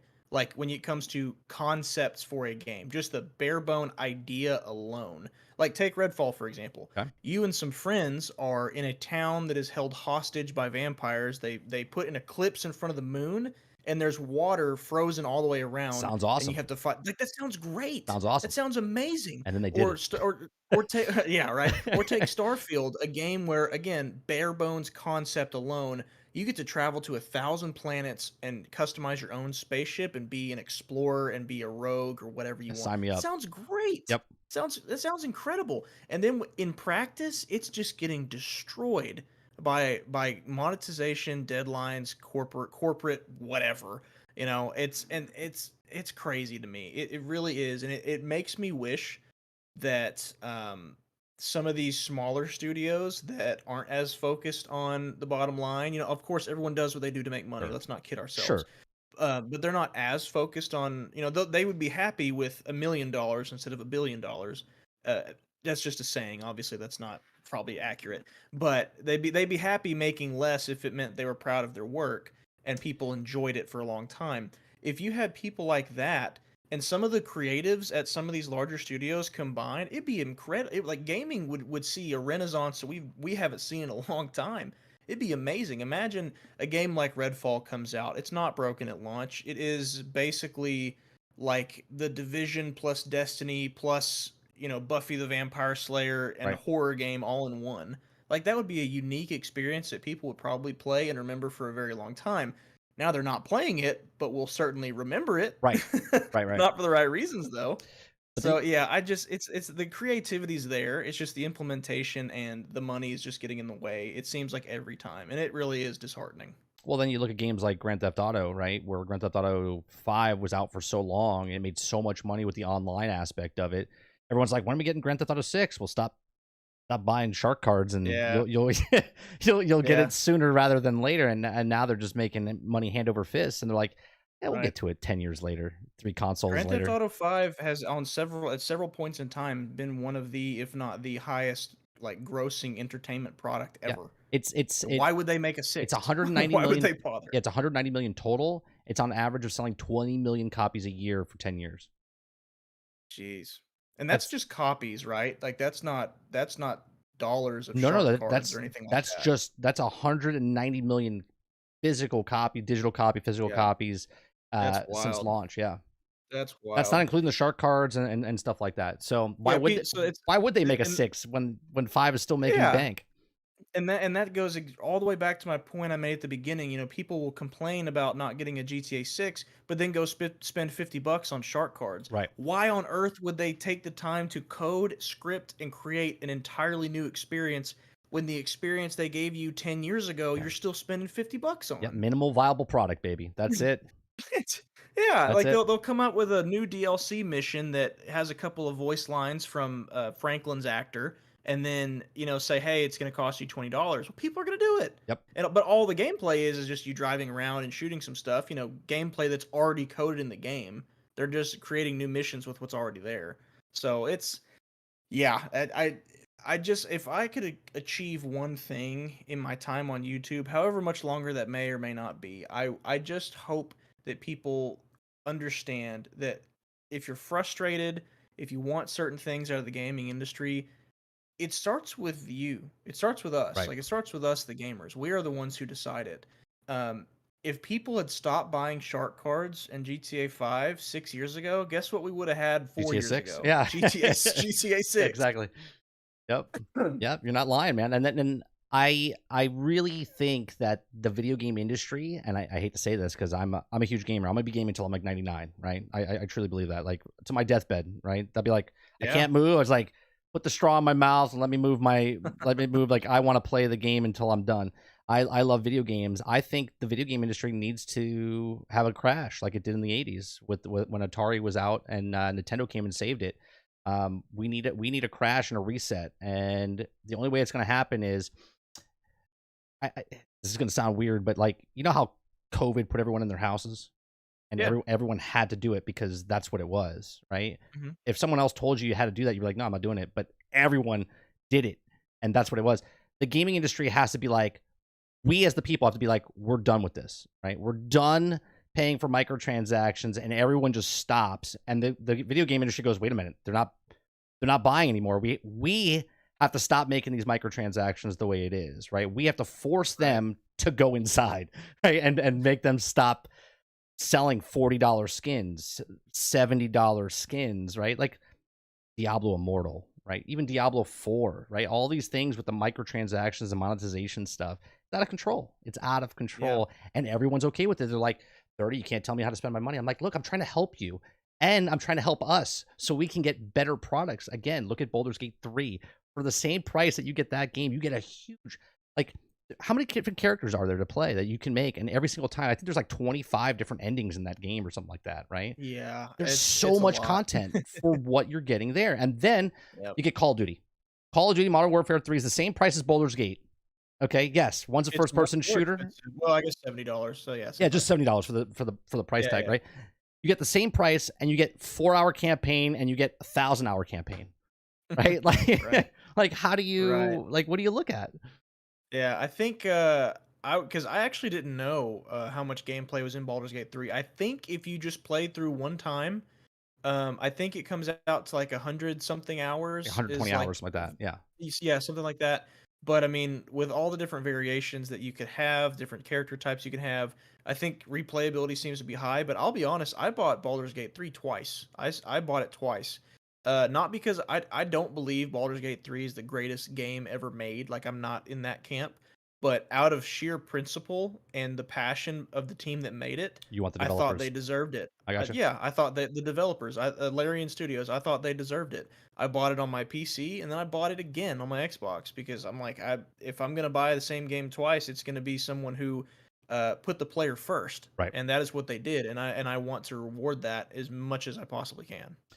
So I want to change gears real fast. I want to go back to the YouTube conquer that you're doing here, right? Where you came in 5 months ago. I have to admit, I'm a little jealous. I've been on here a lot longer, and you make your videos and the good. Where do you get your editing style from? What drives you to make the style of humor? Because it's very like, how do I put it? It's not like dry humor, but it's very like stealthy, right? Like you're putting it in there, you make a comment, and then boom, you Some insert kind of something. edit of some sort. Yeah, yeah. I would say, honestly, I think the types of media that I've consumed my whole life, I finally found a use for it. Like, I've seen a lot of movies, seen a lot of TV shows, I've played a lot of video games, and I can reference things all the time that I've seen, and I've just never had like a use for that outside of like casual conversation with friends.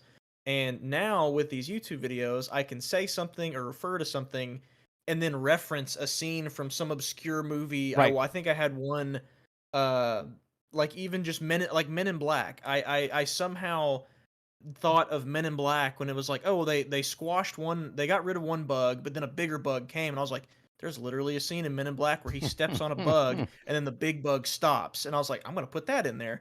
And so things like that. I've seen so much and consumed so much media. I think that's where it starts, and then a lot of my, I guess, the humor that I kind of developed over my lifetime is the SpongeBob type humor, the Family Guy type humor, like the random cutaways and the things that like may probably not a very sophisticated type of humor if I'm being honest. No, But just think it doesn't matter if it's low bar or not. It's good yeah, humor. Yeah. it's not very highbrow by any means. But I think that's probably where I get that style from. And like just little things like I'll play back something in a video that I've made. I'm like, something's missing here. Like it sounds like I'm just talking too much. I need to add something in there, not to like, are you paying attention? But more so like some elements of humor or some kind of sound effect or something. Right. So like instead of showing an article on screen and reading it out loud, I'll show an article on screen and then play over like the sound of a Halo Elite dying or something. Like that's funny to me. So I think yeah, probably just a lot of the stuff that I've seen over time would be it. So how long does it take you to record, or I should say, write and record, and then how long does it take you to edit? Well, writing is really fast if all I'm doing is just reporting on something like I don't pre-order video. I could write those pretty quick cuz that's just like a timeline. I'm just kind of going through a story.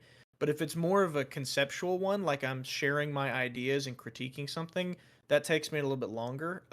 So let's say I don't pre-order video, I could have the script done in a day. The next day I could have it filmed and my jump cuts done, but then over the next probably, because again, I have a day job, Right, right. it's so What? it You don't do probably this full time, right, 24/7?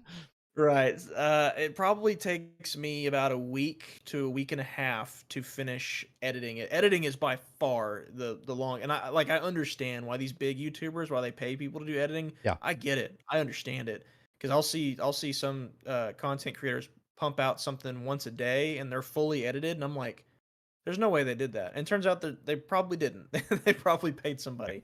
If it's not a don't pre-order video, I will probably go through about 2 or 3 days on my script, maybe a little bit longer, because I run through it 3 times. One, I just write down the information, bare bones information.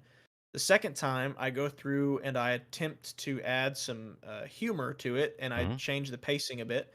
And then the third time, I review everything, but then I fact check as well. I like if I have some fact written down, I'll go and fact. And I've messed up on a couple of things. Like on my Starfield video, I got the price wrong on one of the I pre-order saw it, and bundles. you changed it. Yeah. Yeah, yeah. And I honestly, I think it's just so easy to overlook stuff, and then Sure. whenever you're on the internet looking, like the reason I messed that up is because I got my currency wrong. I looked at the wrong currency. Oh, you're So looking I at the was euros or whatever. Yeah. yeah, I was off. And it was kind of weird with Starfield's biggest bundle, the Constellation edition in the like the euros, or I guess is it euros or pounds, whatever it is. Yeah. It was sold at different prices depending on where you were like in the world. So like couple that with me, the idiot American who doesn't know other Right. currencies, and I just got that completely wrong.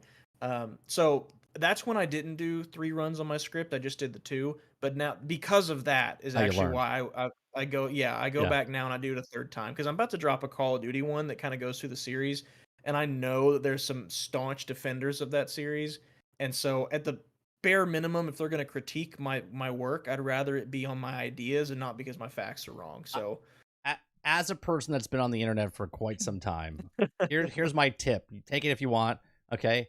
I read all my comments, but I don't react to all my comments, if that makes yeah. sense, right? There's comments that people write, and you want to, like, you have this whole list in your head, you start typing, and you're like, yeah. And I go back and delete it. I'm like, yeah, just leave that there. Right? I give them thumbs up. I've Hey, done nice that shot. too. Yeah. I've Yeah. done that. I'll write out something. I'm like, I'm not gonna change Yeah. anyone's Cause mind with this. Just yeah, take it yeah, it's away. not even Just worth leave it, it. right? Just let them, because Yeah. they're probably not even coming back to check it, right? They just Yeah, save it and then probably. leave, right?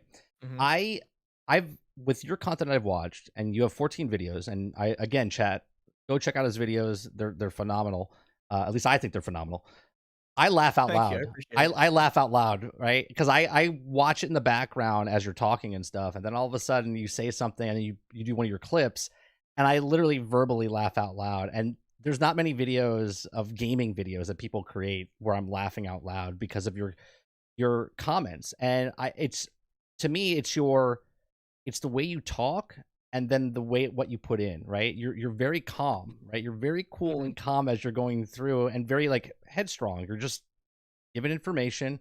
You're not, I don't feel like when you're saying it, like you lean one way or the other until you're being snarky with, if it's like, yeah, yeah, you won't like this, and then you show the price tag or something like that, Right, right? right. So I really like your style of, and I can tell from when I didn't know your Halo one was your first one because I watched it last, right? Because Mhm. it's just random and I picked them, and I was like, damn, this was your first video. And then there was another video going, hey, we made 100 subscribers. And now I look at your channel, and right now you stand at 20 23,000 23,000.8K subscribers. And I'm like, wait, you've only been on YouTube for 5 months, 6 months?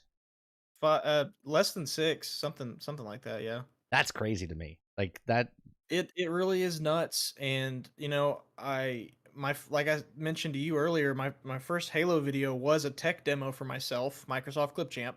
My don't pre-order video, I was actually working on even before that. It just was such a big video. I mean, it's 20 minutes. It's big for me. I uh I worked on that throughout, like, while I was making other videos. So even that one was like a tech demo for myself too. Right. I went through 3 different softwares on that one video. What are you using Like, I now? went through now I use DaVinci Resolve Oh, or DaVinci Studio, but yeah. yeah, same thing. Good one. So it was a tech demo for me too, and I couldn't believe whenever it got the views and the reception that it did. I think honestly, if looking back at it, because I don't think it's a healthy mentality for creators to always assume that every video that blows up is a fluke. You know, maybe it is, Right. maybe it isn't, but I think it's healthy to look and say, okay, what could I improve on? And I think the reason why that first one went off so much is because I don't think it's a coincidence that of all my videos, that one has the shortest intro out of all of them. So it gets straight into the meat and potatoes Yep. pretty quick. I also think that it's broken up by segments, which I think helps with viewer retention rather than one long idea for 20 minutes straight. And then I think part of it was just because I was such a small channel, and I just got a lot of really supportive comments from people that were like, "Hey, you have 150 subscribers. This is crazy." And you should have seen my profile and my banner at the time. Like, it was just some crap I made on Canva.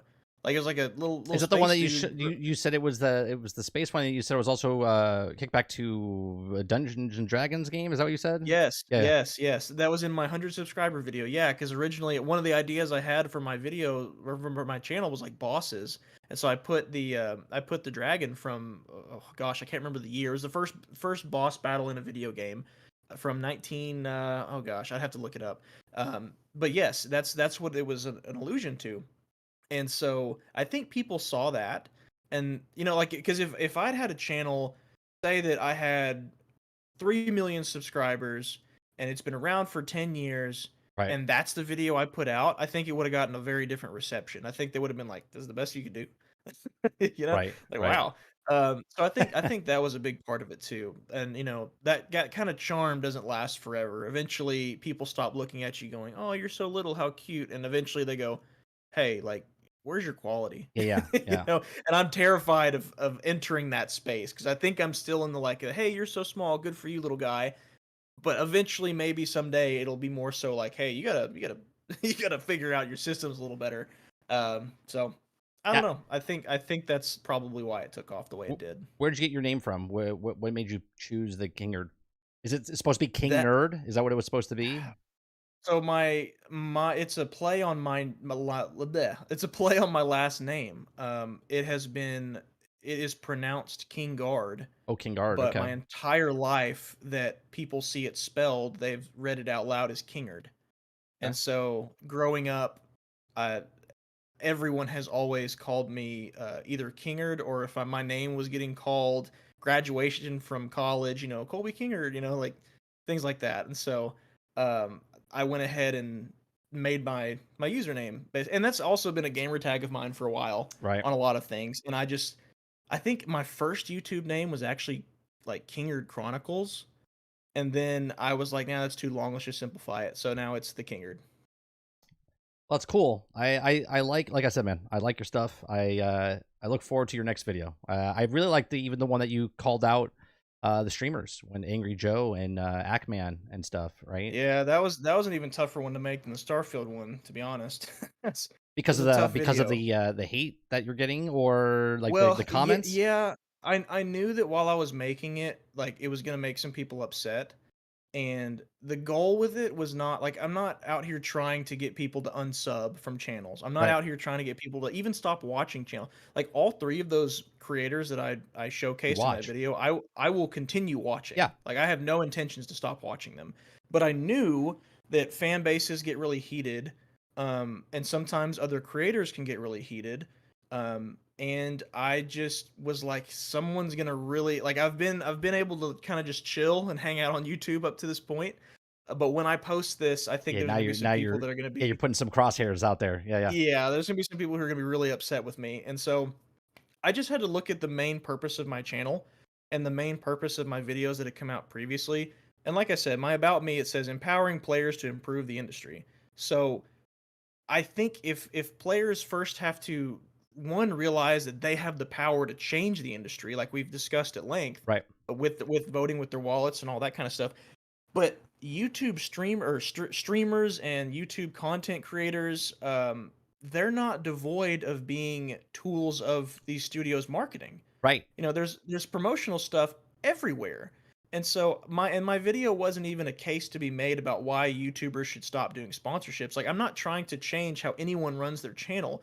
It was solely I just wanted to spread Be awareness that consistent though. hey, yeah, be consistent, absolutely. Yeah. Um like if you're going to review games for your channel, Right. If you're gonna you talk know, shit about one game, then you might want to right. talk a shit about all the games that Don't yeah. mince your words Yeah. because of a paycheck. Yep. And to be honest, I don't think any of those 3 creators that I mentioned, I don't think they lied or anything like that.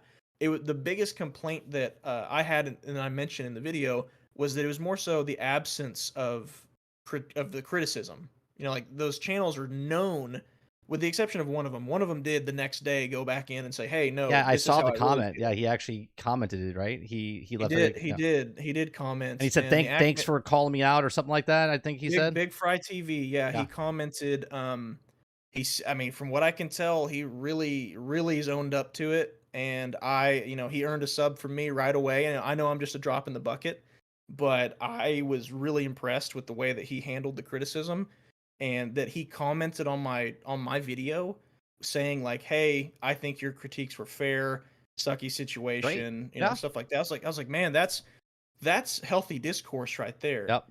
And then I don't want to get into this too much, but then you get into the Act Man's comments on that video, which he left today, Oh, I didn't read that and one. it was the opposite of of Big Fries, to say the least. And I want to try to give people the benefit of the doubt. Right. My assumption is that he feels attacked and he felt defensive and needed to do that, Yep. and needed to say something like that. But it's I let people decide for themselves. Like, I'm not gonna go tell people how to Right. respond to a creator's comment on my video, but it's there and it's pinned to the top for anyone to see. I I I had s- big. I'm Oh, sorry. go ahead. I was gonna say I see it both ways, right? I'm nobody. I'm a pimple on someone's ass, right? Like nobody knows who I am. But what you said, I think it was fair criticism, right? I think Angry Joe built his whole channel on being that angry guy about, this game is broke. This is the thing. We should be paying for this. And now he is more of a. I don't want to say because I do watch his stuff, but he is a shill on certain things, right? He is a person that's getting paid to review certain things. If it's monetarily with money, or if it's a hotel stay, if it's food, if it's gifts, whatever it is. And even Actman, right? This is their living. This is their cost of living. So we don't know the scenario of why they took the job or why they took this gig. But at the same Right. time, I like how you called him out and said, look, if you're going to be critiquing this, and then just be consistent. Otherwise, you come across as a hypocrite, right? Yeah, I mean, it's if we keep it's so similar to the relationship that fan bases have with studios. It really is because take Bethesda, and you've got extreme Bethesda apologists. Like, Bethesda revolutionized the RPG genre. They can do no wrong. This is just the Bethesda formula. If you don't like it, get over it. Right. And then you've got people who are like, no, just because it's Bethesda doesn't mean that they can put out doesn't mean that every product they put out is gold. Right. And so I just wanted to get people to understand that the same can be said of content creators too. Like, it's one thing, like, if you right now stopped this interview and shared a sponsorship for men's razors, like, I don't think anyone would bat an eye to that. No. Like, that's just, you're just doing your thing. It's a commercial is what it is. But if you in your channel got sponsored by, say, I don't know, say you got sponsored by Modern Warfare 3, Hmm. and then you suddenly I came out love with this. Modern Warfare 3. Yeah, It's the you best came out game you ever. came out one of two things. Either you had a glowing review of Modern Warfare 3. First of all, I think your viewers would have questions if that happened. Right. But let's also say the second scenario where you just didn't talk about Modern Warfare 3 at all. Like, you didn't say anything other than, "Hey guys, remember Modern Warfare 3's out, buy it. Here's a link in my Right. description." But you didn't say anything overly positive or negative at all, and then you never talked about it again on a video after that. I think people would have valid questions Yeah, as like, to why what's that up? is. Yeah. And that's what I wanted to point out is, no matter who the creator is, no matter how much you like their videos, at the end of the day, money talks, unfortunately. It Of just course. does. Yeah. And I don't think that every creator is outwardly trying to lie to their audiences. I think that'd be a ridiculous assumption. But I do think that sponsorships have the ability to influence what content creators will and will not put on their channels, and I just want people to be aware of Right. that. That's it. I'm not. I got accused of that video being a hit piece, and I personally, I don't feel like that's a fair criticism because I wasn't trying to No, it's a take down topic you anyone's were channel. it's a topic you were interested in, and Yeah, you're a shining a topic light I'm on it. interested in and Yeah. I'm passionate about. Again, improving the gaming industry, empowering players to do it. And one way to do that is, I think, be cautious of what people are spewing at you from their YouTube channels. Right. Even if that is one day me, or even if that's you, like, just be cautious of that. Always keep a sound head on your shoulders, and remember, if this is a sponsorship, they're being paid to do this. Right. So just, don't be like, oh, so and He said it so was eats awesome. eats that. Say what? I said he said it was awesome, so Yeah, that's what it it is. was awesome. So I need to go. I need to go buy that. And it's just, that's not a healthy train of thought. I think, some people are going to tell me, don't tell me what to do. Fine. You know what? I get it. Fine. If you want to listen to your favorite YouTuber, listen to your favorite YouTuber. I just wanted to show that even if a game was virtually unplayable for the majority of people, sponsorships would still compel a Right. YouTuber to post a video promoting it on their channel. And I feel like I did that with my video, I think you did so. and I've gotten more heat for that video than I even did my don't pre-order one, which is crazy. Which I guess I understand. I understand why. I get it. Well, I I'm think not. You go ahead. I was gonna say I think you're doing it right, and I think that's why you're getting the kickback, right? I think that's why, or kickback. That's why you're getting the pushback from the comment section, right? I mean, if no one cared, then they wouldn't say anything. So you're getting pushback, Probably. right? Yeah. No, it's not probably. That's what it is. If you don't get YouTube's about interaction, right? If it's someone's giving you a Yeah. like, a sub, a comment, that's what YouTube looks at and says these people are commenting. Like I don't know how many comments do you have on that video? Like how many interactions do you have Oh with that video? gosh. I mean, I think a couple thousand by this point, Yeah, that something like that. that is what YouTube cares about, right? Yeah. Because they have eyeballs on your video, and if people like it, they're commenting, right? If it's 30 seconds, I get people that comment. They just look at the title and they'll start commenting like, Yeah, and 2,000 comments as of right now. yeah, 2.1 thousand yeah. comments. So you're doing something right, right? As far as, and especially with your content with those certain videos are in the millions, which could hurt you, and also is great because you see 1.8 million, but at the same time, if your other videos, that's like the outlier, Yeah, right? That's the outlier of the it's had its pros and cons yeah, because I definitely it gave me a big jump in subscribers out the get go, but I did notice just constant bleeding of subscribers, and every time I posted anything, no yeah, matter what it was, no matter how hard I worked on it, my subscribers went down. And I think a lot of it has to do with these are a lot of them were not my usual. There was no usual audience yet because I hadn't been around long enough to do right, that. So people would see something I post and go, "Wait, I don't remember following this person." Or maybe it wasn't exactly like the video they had subscribed to me before. And so I just kept so I feel like the natural progression for subscriber and audience growth is kind of like this. And if you get a big jump, that's great, yeah, but it's probably going to wait until it actually catches up to where it should have been before you get a more normal kind right, of growth and retention rate. yeah, So like I'm super proud of the subscriber count that the channel has. Don't get me wrong. I have definitely noticed because the subscribers up so much on one video, my like subscriber click rate dropped significantly after that. right. And if you have a lot Like of big time. subscribers, and all of a sudden you put a video out, and your subscribers don't watch that video because they're not interested in it, it kind of hurts Mhm. the channel, right? Than it does, Yes, yeah, yes, yeah, absolutely. It's kinda I think the term is ghost subscriber, like someone who yeah, subscribes to you, but they're not actually following your content. They just kinda hit subscribe as like a way of supporting you. It can actually hurt your channel yep. more than it can help. And I think I saw a lot of that after that first video drop for sure. So I got one more question for you. As a content creator, and you're looking at the views, and you have really good viewership for your thing, are you that in the back of your head? You're like, oh, I got to make another video, and it's got to hit a certain mark, or are you just doing your thing? Like you don't care about the actual views because you're not doing this as full time. You're doing this as just a part time gig type of thing, right? But it's more of a Mhm, passion than actual a necessity. So, have you started as a YouTube content creator? And I'm asking this because I look at the viewership of my views all the time, right?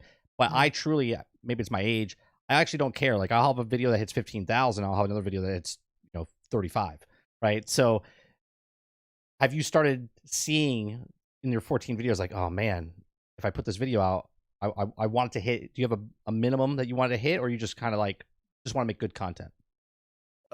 It's a mix of both. Like I take for example the Alan Wake video I mentioned earlier, one of the worst performing videos on my channel, and I attribute that primarily to it being an hour and 48 minutes Okay. versus all my other stuff is 20 minutes or less.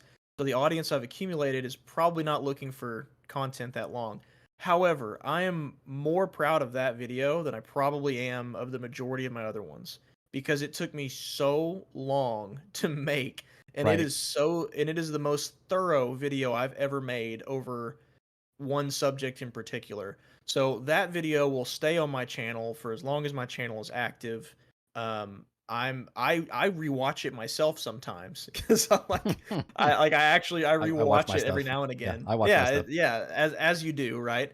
And that's probably my most rewatched video of mine is like I will sit down and watch the story of Alan Wake again, told by me. And I think when I post a new video, I honestly ignore the 1 out of 10, 2 out of 10 because that doesn't mean jack diddly to Nope. me. It doesn't. That It changes could, literally from because it could be 1 out of 10 in the first 30 minutes or first hour or first 10 yeah, hours, and then it goes off the rails. in a matter of minutes, your video can be a 10 out of 10 to a 1 out of 10 or Yep. whatever. So that means nothing to me. I ignore that completely.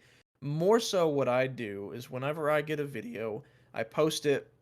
I am watching the views. I think maybe I have a minimum, I guess. Like in right now, the top of my head, I would say I would start to feel concerned if my video didn't hit, say, like I don't know, 4,000 views like in its first week. Like if Okay. it doesn't hit 4,000 views in its first week, I'd start to get a little concerned. like what did I do wrong? What like look at it. But more than anything, I probably look at the viewer retention. I look at points in the video where people clicked off or skipped ahead or went back, Right. more than I even do the views, because that's more valuable information to me It's addictive. than the view count. Yes, It's it is. addictive. Yeah, yeah. And I try my best to learn, okay, what did I do that made all these people click off or skip ahead? I'm going to try to not do that again. As long as there's some things that I won't negotiate on. Like there's some instances in a video where I see, oh, a bunch of people skipped this or left, but I'm not going to cut that out of the video or anything. Right. That's important, or that's just like part of me. Like, hey, there's this certain joke that I put in there that doesn't seem to have landed. Whatever, I Right. think it's funny. Right, I right. think it's hilarious, so I'm gonna leave it there. And so, yeah, I guess to answer your question, 4,000 ish in the first week, I start to worry about what did I do wrong. But more than anything, viewer retention is what I'm looking at, and then I do read comments. I think you probably notice this too. When you post, it seems like when you post a video, there's like a honeymoon phase of like all your more regular viewers Yep. watch it in its first couple And then it days, goes and so dead. yes, it's Yeah. most positive Yep. comments are like during that time, and then after that, it's either dead or that's when you start to see the negativity Yep. because it's people that are not usually watching you, so they might be more inclined to be more critical. Um, I will admit, when I realize I'm getting to that point, it's hard for me to want to keep going back and looking at the comments because I'm like, I just spent 2 weeks, making this thing, and I open up my phone, and I see someone telling me that I look stupid or I have a big forehead or whatever. It's like Yeah. I don't want to read that. Yeah, you know? I people said you get over it real fast, right? It's like people call me bald all the time or whatever else. I'm like, "Oh, okay, thanks, Captain Obvious." Like I don't know what to tell you. You know what I mean? So Yeah. people when they start insulting you, you're doing something right. I mean that because they're being and people like hate watching. You'll get the Yeah, they people that do. come in, and no matter what happens, you can make the best content in the world. They'll hit that thumbs down just because they're like, but what they really don't Yeah. realize is if you hit thumbs up or thumbs down, it doesn't matter. YouTube doesn't care. It It's still an engagement it's of an some sort. engagement, right? So as long Yeah. as they're clicking on something, commenting on something, if Mhm. they come back, hate watch away, my friends. Hate watch away. Which it's actually crazy because you'll go if you're just scouring YouTube for random stuff, you'll see a video that nobody on this earth should have ever disliked.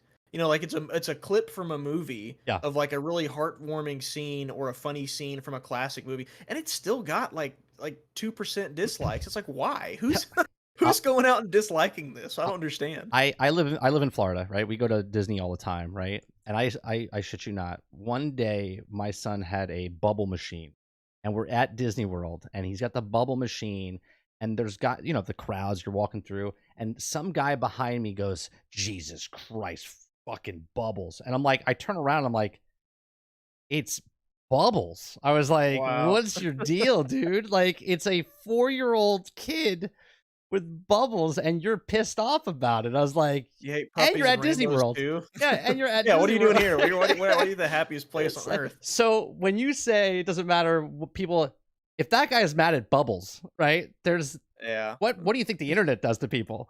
Right. People like that shouldn't go to Disney World. They should go hang out at their local DMV or something. Yeah. Like that's where that attitude is more welcome. Yeah.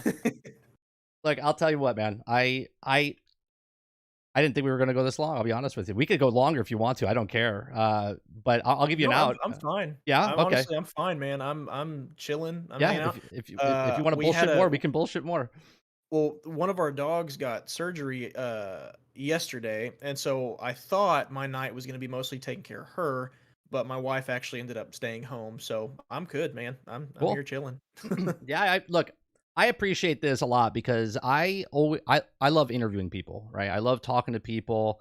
I my whole thing about me making a channel on YouTube was I made a podcast. I have a podcast I've been doing for 9 years on YouTube and Twitch and Mixer and all the other places that we've always moved to. And that's just with me and my brother on Thursday nights, right? And that was the whole reason I started YouTube was just to do a podcast with my brother talking about Destiny. That's what it was. Mhm. Oh And wow, yeah. then it turned to us talking about gaming topics and whatnot. And I was like, how do I promote the podcast more? I was like, oh, I'll do live streams. So I started doing live streams on Twitch. And then it turned into, I got like 6,000, 5,000, 6,000 followers over there. And then I left Twitch, went to Mixer, built up 2,000 subscribers over there, or 3,000 Wow. subscribers. And then I left there and because it closed down. And I just Hats been, off to you. and I've been I'm moving not brave enough around. to do streaming. Yeah, I absolutely love it. And there's people that are talented that can do videos like yourself. And then there's people like me, like every morning I go live. I have a buddy who does full scripts, and every morning he does a whole 13-page dialogue and everything, and he's got everything written down. I literally write nothing down. Nothing. It's all straight up off the top of my head. When people are talking, I'll go to, I have a, I don't know how I do this, but none of our podcasts are written out. My brother doesn't know what we're trying to talk about until 30 minutes before we do the show. Okay. And literally we're brothers. You know, you have that bond together where you can banter back and forth. Yeah, yeah. But my morning shows, I look at topics and I'm like, oh, I'll put that with that, and I'll put that with that, and I'll lead it in. But I have nothing planned. I don't write anything down. I don't do anything. And then I'm always amazed by people like yourself and my buddy who write pages and pages of stuff. And it shows, because your viewership and his viewership are much higher than my viewership. But people that watch my content won't get it anywhere else from what I give. You know what I'm saying? But it's just a different style. And it's really hard to do. And YouTube just sucks you dry because you get highs and lows daily, right? You'll get a video and you're like, oh man, 10,000 views. You're like, I want to do this all the time. And then all of a sudden your next video comes out and you're like, well, what's going on? 200. Why is nobody watching? What did I do? What did I do wrong? You can imagine that's exactly the thought I had releasing Don't Pre-Order 1 and 2, which raked in, 1.8 million for one of them, 500 something 100,000 for the second one, and then I think the video after that was like 10,000. Yeah, well it's like this, which is still great. Don't get me wrong. Yeah, it's but a kick in the nuts though. That's After such a huge difference. Yeah. But I will say that while I was watching your stuff, what you're saying right now, I realized it right off the bat in a good way, like that you don't go into it prepared. You just go. And I think that's an incredible talent to have. That's why I'm not brave enough to do what you do, which is turn on the camera and let's just go. Like this is the first time I've ever done anything live in any capacity. I didn't know that. So I've you told me before the show, and I was like, yeah, I told you before the show, I've never done something like this before, because that is not like, honestly, I think I'm not very smart. I don't think very quickly. So like if I could never be a lawyer or anything, because if I were in an argument, I wouldn't be able to come up with a counterpoint fast enough. Right. But give me like 10 minutes and I could probably write you a beautiful essay on why, I think this person did it or that person did it, or come up with a joke. So being really quick-witted and like being really fast on the draw is something that I notice out of your stuff right away. So man, power to you. Like, I appreciate seriously, it. that is honestly awesome. Like, Yeah, you hear that, chat? Huge skill. You hear that? Appreciate me. And one of somebody's, how do you, I don't know how to, Akud. I call him Akuda Papa, but that's not how you pronounce it. But that's what that's what it's stuck at now, because that's what I've been saying for like 2 years. Yeah, you can tell them no matter what you say, even if it's the obvious truth, people will hate you. You're absolutely right. People will hate you no matter. I thought don't pre-order games was common sense. I couldn't believe it when people were leaving me hate comments. Yeah, right. Like, don't tell me how to spend my money. Yeah, maybe I'm the tone deaf one, but yeah. I thought everyone knew, hey, games are sucking these days. Wait till they come out first. And people are like, shut up, you're an idiot. This is the You're best games we've ever had in our entire lives. Yeah, the gaming's at an all-time high. Don't tell me how to spend my money. I was like, whoa. Right, calm down. I thought this was a shared understanding of the gaming industry these days, but I guess not. Well, people get very defensive when they spend, $125 on something, and then you tell them it's bad. They're like, how dare you tell me that game was? They get really defensive. Right. Chat, I'm going to open it up to you guys. If you have any questions for Kingerd, put them in chat. If you have any questions for me, you never do, but if you have any questions for me, put it in chat as well. What was one of the best games you played in 2023? In 2023, well, it doesn't have to be a new game. It could just be a game that you never tried before. And what's the best game you played in 2023? That's a good question. I am still grappling with my thoughts on Alan Wake 2. Although I love the series for what it is, I think I don't think I'd put that up in one of the best games I've played. Although, again, like I've waited for that game for 13 years, so So I would probably put it, Baldur's Gate 3 has been really wonderful so far. I probably have 30 hours in it now. Okay. I have I've 11 and a really, I've half. I really, haven't put that much time in. yeah. I mean, even so, like, if when someone, I think earlier you mentioned something about 4.5 hours. Was it Skull and Skull Bones? and Bones, And yeah. if someone's like, you don't have enough time in that game, I'm like, are you kidding me?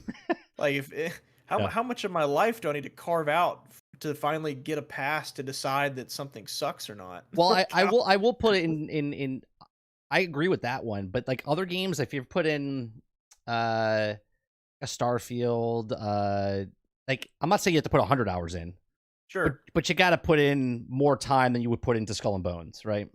Yeah, yeah, but think like people that were saying Diablo 4 gets good after the base game. Right. I'm sorry, but Yeah. if I have to beat the game for it to be fun, Yeah. that's a flaw. You got It's to a put a problem. 1,000 hours in before it gets good. Come on.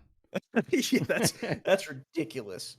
But yeah, as far as best games, Baldur's Gate 3 is up there. Alan Wake 2 made me really happy. I'm still grappling with different aspects of it that I'll explore, in a video at some point. But um, I'd say Did you play probably Jedi between. Survivor?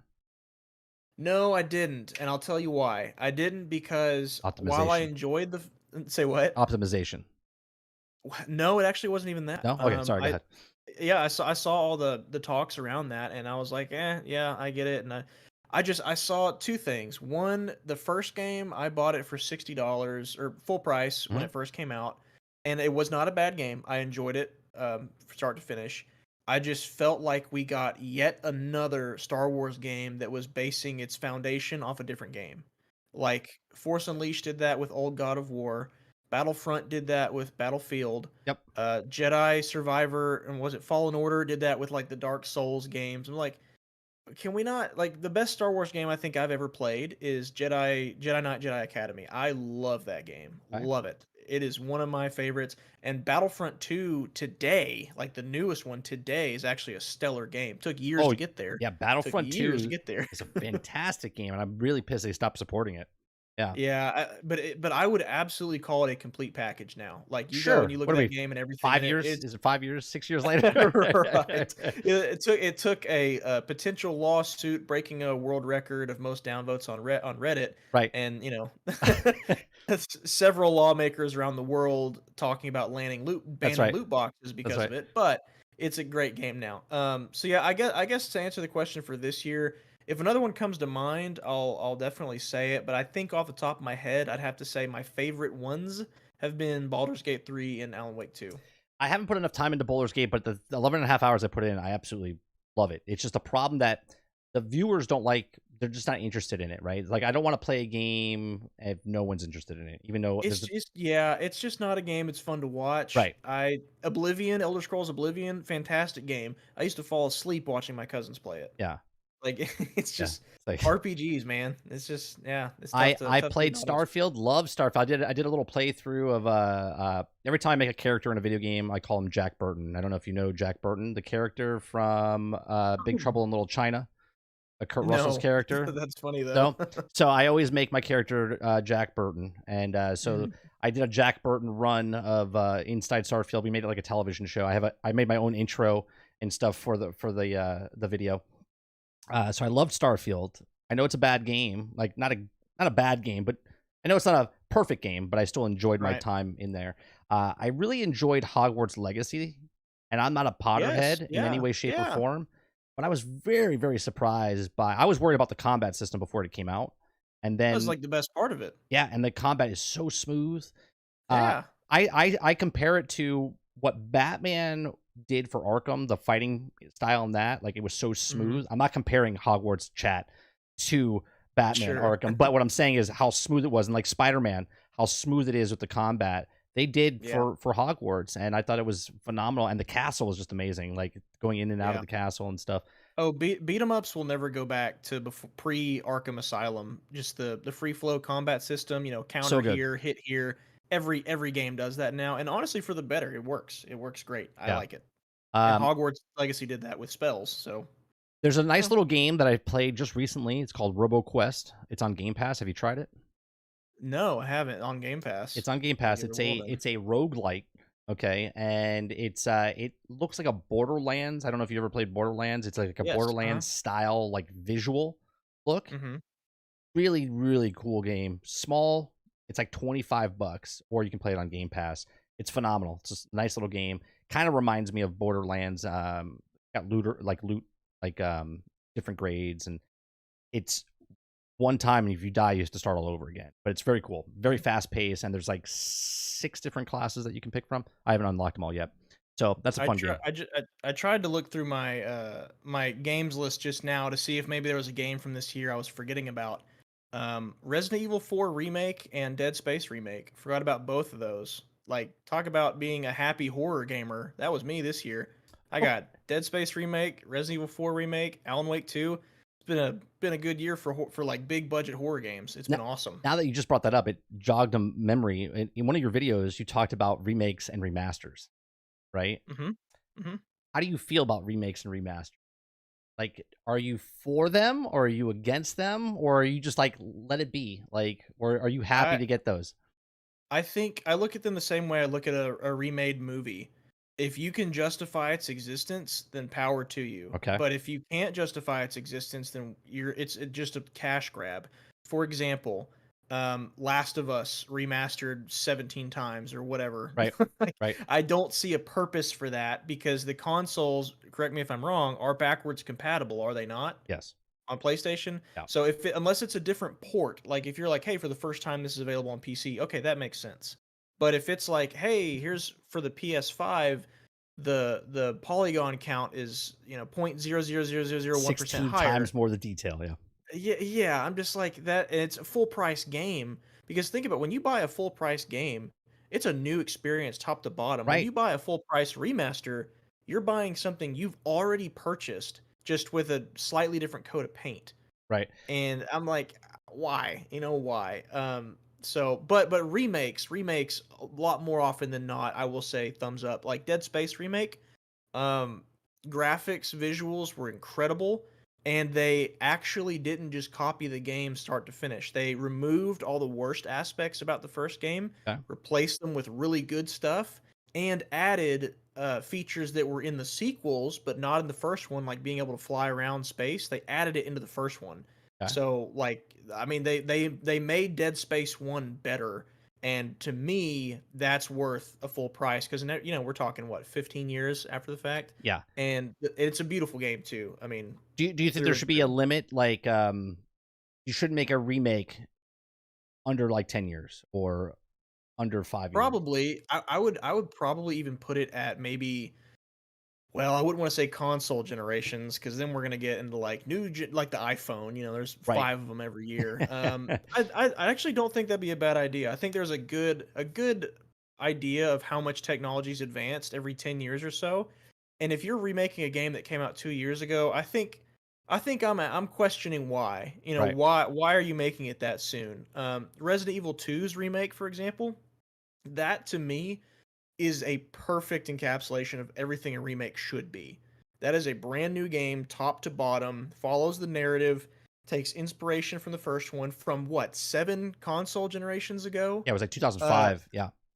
Resident Evil 2 was 19 I'm talking Resident Evil 2. Resident Evil 4 Oh, was 2005. sorry. Yeah. Resident Evil 2, yeah, that was like 98. Yeah. I mean, that is it, and they changed the perspective, so it's a brand new game with heavy inspiration from the original. Resident Evil 4, a little bit less so, but still I would say very much a justified remake. It makes a lot of changes for the better. I'm not off the top of my head, I can't think of anything that was worse in Resident Evil 4's remake than it was in the original. Okay. But again, this is a conversation that you can have about remakes. You can't really have these conversations about remasters Right. because it's the Remastered. same game. Yeah, it's just like a movie. When they remaster a movie, it's like what Star Wars. They put a they upgrade it. They put it on laser disc. They added something. They add another scene into it, but it's the same movie. It's just the same movie that Yes. they're. Yeah. I Yeah. I Yeah. I personally don't like remakes or remasters, right? Because I like if you're a company, like for instance, instead of Rockstar, which they didn't do because they licensed it out to somebody else to do it, like the definitive edition, that's a Mhm. waste to me. Like I feel like they could have made a game and then worked on a brand new game, like a new IP instead of. But a lot of companies like to make the remakes remasters because it's less money out of, like, they could probably make the game for like $50 million instead of putting $300 million in like they did for Spider-Man Right. 2, right? Absolutely. Yeah. And so I get what they do and why they do it, but I just don't like it. Now, my chat's always said, well, what about if you've never played the game before? And I'm like, I get it. If you're like a 10-year-old at the time when the game came out and now you're 20 years old and you're like, oh, cool, I get to play Mass Effect, Legendary, Special Edition or whatever it is, then cool. I get it. But I would rather BioWare make another game, make the next Mass Effect instead of working back and making the old Mass Effects, right? That's me personally. I get it. There's a market for it, but I just don't like remakes and remasters, and I definitely don't like remakes being nominated for Game of the Year. Yeah, I feel that. I do feel that. I think Resident Evil 4, Yeah. although I loved it, I was so happy to pay full price for that game. Played through it like 2 or 3 times, and I was very happy with my purchase. I didn't feel like it deserved a spot on Game of the Year. Yeah, I think the Game of the Year is for brand new IPs that came out that year, not something that was Game of the Year in 2005. Yeah, I mean it's a really debatable principle, but I think I'd be inclined to agree that like if the game is not really, I don't know, that's tough. That's a tough one. If it's not totally original in concept, Right. but everything else from the ground up is brand new, like the, I don't know, the graphics engine or the art style or the combat style or whatever, then maybe. But if you're just talking about like Dead Space, I do not for a second think that Dead Space should have been up there, although I think it was an excellent game. Right. So yeah, I see your point, and I think I agree with that like 75%. I think there's instances where it probably could deserve it, but vast majority of them, no. I don't see why they would even be nominated. I mean, obviously, the Video Game Awards or any kind of award show is just for funds or whatever, but and it's super subjective. So yeah, absolutely. I think they could make another category. There's so many remakes now that they could put in a category itself and make that separate category for remakes. You know what I mean? So hey, I think that'd be a great happy medium. That'd be excellent. You know, best remake, not remaster, because then everyone's just gonna keep just pumping out remasters, so they can put that. They Skyrim 24, right. Oh my god, I think didn't Todd Howard straight up say we'll make another Skyrim when people stop buying? We'll make another Elder Scrolls when people stop buying Skyrim. Well, he also said, he said that, and he also said that they're upset that people keep playing Skyrim and they couldn't charge them for the mods and stuff like that. That's why they made the Skyrim special edition and stuff like that, right? Because they wanted to sell the mods to people, because those people were playing a game that they paid for 10 years ago, and we're not making any money off them, and we can't have that. So yeah, honestly, the lines between fan-made stuff and dev-made stuff keeps getting blurrier every year. Yeah. I mean, think about what YouTube did for stuff that you watch. You know, 20, 30 years ago, it was television, movies, movie theater, rent from Blockbuster, cable news, whatever. Like you or I didn't have the ability to just make something in our backyard, post it online, and then potentially profit from it. Right. So I think something like Steam was probably ahead of its time, honestly. But I think give it more time, and I think some of these studios are going to start figuring out that they keep along this path of greediness and these half-baked products. They shouldn't be shocked whenever the fans figure out how to do what they do, but with more passion, and people are turning more towards those, like indie games. I mean, it's coming. Give it time. I think there's a lot more games out there. I played a couple of, I don't know if you would call them indie or AA games. Like, I'm very surprised with a lot of the lower studios that are under $15 million for like a project. I'm amazed by some of these visually. Have you played Jusant on Game Pass? Yeah, I think that's how you pronounce it. It's a rock climbing. Which game is that? There's no dialogue, right? It's just a text-based dialogue. It's called Jusant, and it's a very artistic style cell shade type of thing, and you're just climbing up a mountain. And the way the control scheme is, I thought I was going to hate it when I first started playing it, but it's like your left trigger and right trigger is the main two things, and one's your left hand and right hand as you're climbing, and you're trying to find it's like a puzzle solving type of game. Then I played another game called Cocoon on Game Pass, which is another puzzle type of game. These little independent games, man, they're so good. And then obviously you look Mhm. at the AAA games that are getting more and more expensive, where they're 250, 300. Grand Theft Auto 6 is supposedly like almost $2 billion Yeah. for what it costs, you know what I mean? And then you have this little independent game that's just immaculate. It's just so good. Did you ever play Tunic? No, I didn't. What's Tunic? Tunic is one guy made the whole thing, okay? And it's basically he was a huge Zelda fan, like old school Zelda, okay? Mhm.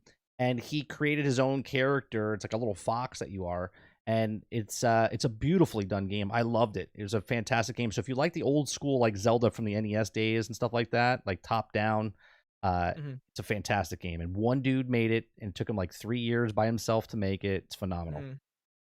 I mean, seriously, when studios don't give people what they want, so people start making it, like there's a whenever Resident Evil was going through, or I guess Resident Evil right now is going through its remake phase where it's releasing all these remakes of the series and updating them so far to be darker, grittier, and over the shoulder camera. Well, if you recall, the old Resident Evils had the fixed camera angles in different hallways and rooms. Yep. So there's actually been two games I know of this year that have come out that were created by independent folks that are direct. I wouldn't call them rip-offs, but like directly callbacks to old Resident Evil with updated graphics, like look pretty good. So it's like Resident Evil's not giving us that, which I think the games are putting out are good, but give it another example like Bethesda or somebody else.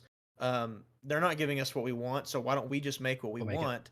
Yeah, I mean, seriously, I have all the respect in the world for people who decide, I mean, look at me for example. Like all I do is just complain on the internet. Like That's what I I'm do. not out there I'm not out there making video games. I'm not out there, actually changing the landscape like a lot of these indie devs are. So I have a lot of like all the respect in the world for the people who see the issues with modern gaming and are like, well, let's provide people with good alternatives. Yeah. And I think I guess I'm like a broken record now, but give it time. They will become more prominent as we go. I will bet you any just like what YouTube has done for watching. I think indie folks are going to do with gaming.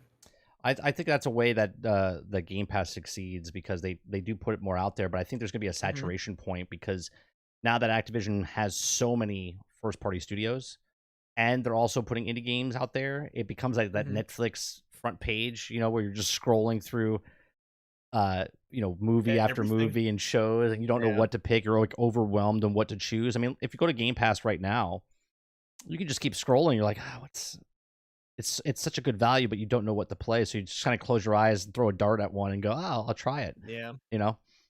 Give it 10 years and every studio will have their own streaming service just like what's happened with television. Yeah. EA's got Everything you it. see on Ubisoft's Netflix got and it. Yeah. They all yeah. they all have it. Give it time. Give it time. It'll happen that way too, I'm sure. I have no doubt. I remember calling it with movies and stuff because like I was talking to my wife. I was like, Hulu's coming or something. Whatever the first competitor to Netflix was, I was like, they're coming. I mean, give it time. Everyone and their dog is going to have their own streaming service. Because I mean, a lot of people probably don't remember this, but I mean, probably what 8 9 years ago? It was just Netflix. Like Yeah. that's it. It was Netflix or cable, Yep. or I guess satellite, whatever. But then they all started peeling off, and I think we're going to see that with games. So I actually wouldn't be surprised if Xbox had one for Activision Blizzard. Maybe someone who Xbox doesn't own has their own, and it'll just keep dividing up like that until people aren't saying, "Oh, well, we're not paying." It's going to go from, "Oh, this is great. We pay $10, $15 a month and I get all the games I want." To then going, "Well, I have to pay for $15 for this service and for Yeah. this service and for this service." So it's going to be worse off than if we had just been buying games at full price, potentially. I have a prediction where I think that Activision Blizzard is going to because they made a deal with Final Fantasy. They're going to put Final Fantasy 14 on Xbox, right? I believe because of Activision Blizzard now, I think they're going to put World of Warcraft on Xbox on the console. Really? I believe so, right? Wonder how that'll go. So what I believe is going to happen is they're going to put it out on PC Game Pass first, right? Oh, okay. Because they're Mhm. trying to get that Game Pass number up to 100 million by 2030. Okay. Right. Well, Right. not to say there's 120 million people that play World of Warcraft actively now, but there's 120 million people that played World of Warcraft at some point. And there's a huge, I think it's like 48 million people are playing it right now, and they pay Wow. monthly. They pay monthly, okay, $15. Mhm. So now that they're paying the $15, if Microsoft takes that and moves it over to Game Pass PC, okay, where instead of Mhm. paying $15 for just World of Warcraft, now you're paying $17 and you get World of Warcraft plus Game Pass.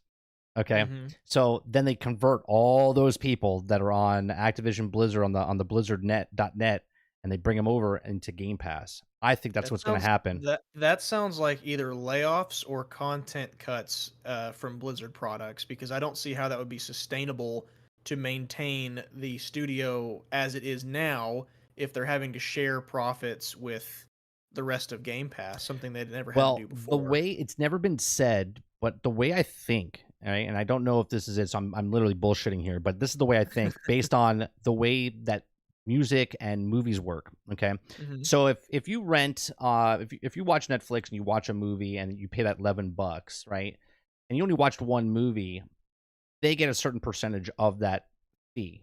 Okay. Mhm. So the more movies you watch, it gets cut between the different people, right? That's Right. basically they get their lump sum up front, but then they get paid like residuals type of stuff. Mhm. So World of Warcraft would get paid up front, okay, by Mhm. Microsoft. You got to remember that Microsoft right now makes like $400 million a month.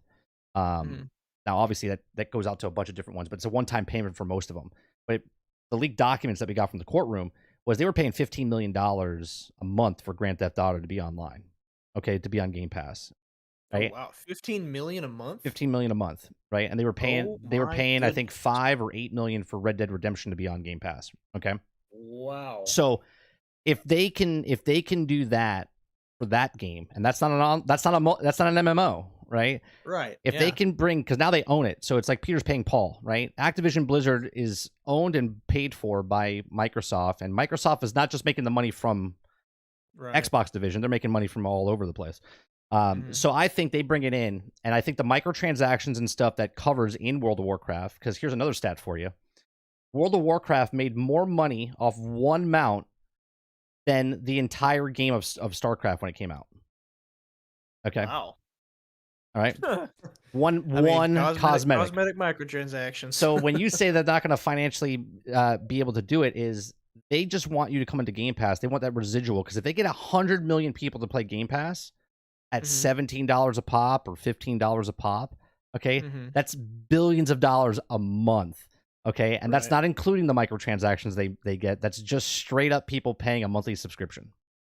Jeez. No, I hadn't heard that about World of Warcraft. I wouldn't have even figured that was possible. I didn't know they were even thinking about putting it on console. The PC Game Pass, that definitely makes sense. I get, I don't see why they wouldn't. I Well, mean, they if they have own controller it, why support. not? They've had controller support now for about a year and a half for World of Warcraft. Oh. So why would you put controller support?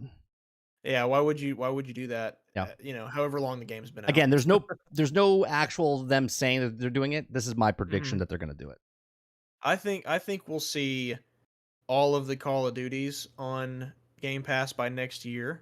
by this time But I next year. think yeah, I guess by this time next year because it's the end of the year. Yeah. I think we'll see them on Game Pass for the end of next year. But I think a side effect of that is going to be that some of the smaller studios that feel like they're having to compete with too big of a competitor. Like if everyone on Game Pass gets paid based on their time played, then it sounds like they're Well, they effectively get competing upfront with each money, other, and then right? they also yeah they get Yeah. upfront money. Oh, So okay. So they're not paying for a slot on Game Pass. no, They're getting paid for it to be on Game they get Pass. paid. So for instance, another leaked Okay. document was Suicide Squad was supposed to be day and date on Game Pass. That was the leaked documents from the court case, right?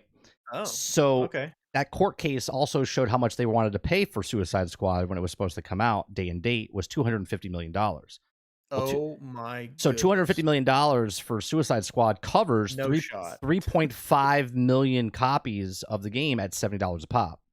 Okay. So now if you have to sell 6 million copies to, let's say, the same contract for Marvel or DC, whatever it is, they already covered half of that because Xbox paid for it up front. And then Right. everybody else is now paying it across all the other consoles, right? With PC, with Xbox that you're paying for, and then also PlayStation. Is that a previous arrangement, or is that according to the documents what they're still planning on doing? We don't know if it's coming to Game Pass now. It was just the leaked documents. I'm just saying that Gotcha. the amount of money they're offering these companies for certain games to come out is Mhm. Baldur's Gate. was 15 million or 5 million before it Sounds like a launched, great deal. They should have right? taken They it. should have taken it. Now they can ask for They more if should they have really taken wanted it. to, right? As a second rate what did they say? Second rate Stadia RPG or whatever. However, it was Phil Spencer that insulted it. Do you remember seeing that in the leaked Uh, I documents? I don't remember. I don't recall the exact line he said, but yes, I do remember it. Yeah. Something, yeah, something about it being like a second rate Stadia RPG, Yeah. and like, dude, like Phil, let me Yeah, save you but some money. hindsight 2020, he didn't know that when you know what I'm saying? No, but they could have still looked at the early access figures, which were great. They could have seen. I mean, By the time that the documents were before the early access, that's true. it was That's true. before, it was That's like true. 2019, 2020, or whatever it was. Yeah, that is a long time ago. That Yeah. is very true.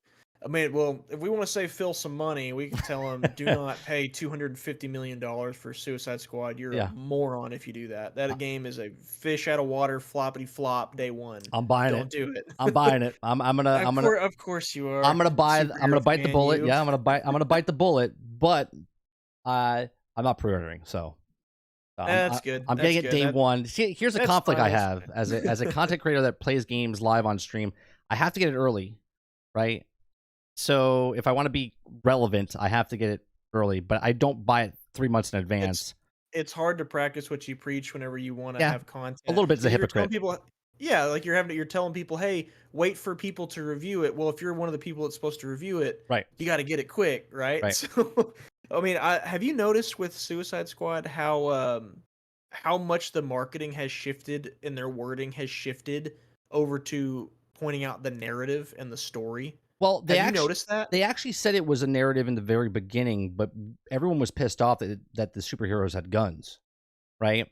So It's yeah, so goldfish brain, as I like to say on my stream, goldfish yeah, brain. that's why they stopped marketing and they pushed it back, right? They did what Mhm. Hogwarts did. Hogwarts got delayed and they pushed it to November, and then they started marketing in November. So November, December, January. Tomorrow they're doing another video for Suicide Squad. It's Mm. another like 12-minute long video that's coming out that they're going to go Mhm. more in depth, right? So they're doing the exact. They saw how successful it was with Hogwarts last year with Mhm. November, December, January, and then launched in February. They're doing the exact same thing. They're doing the deep dive in November, the deep dive in December, the deep dive in January, and then it launches in February.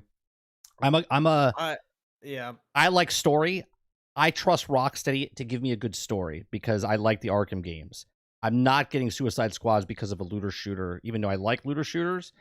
To me, it's like the icing on the cake, not the cake. The cake to me is the story, and Right.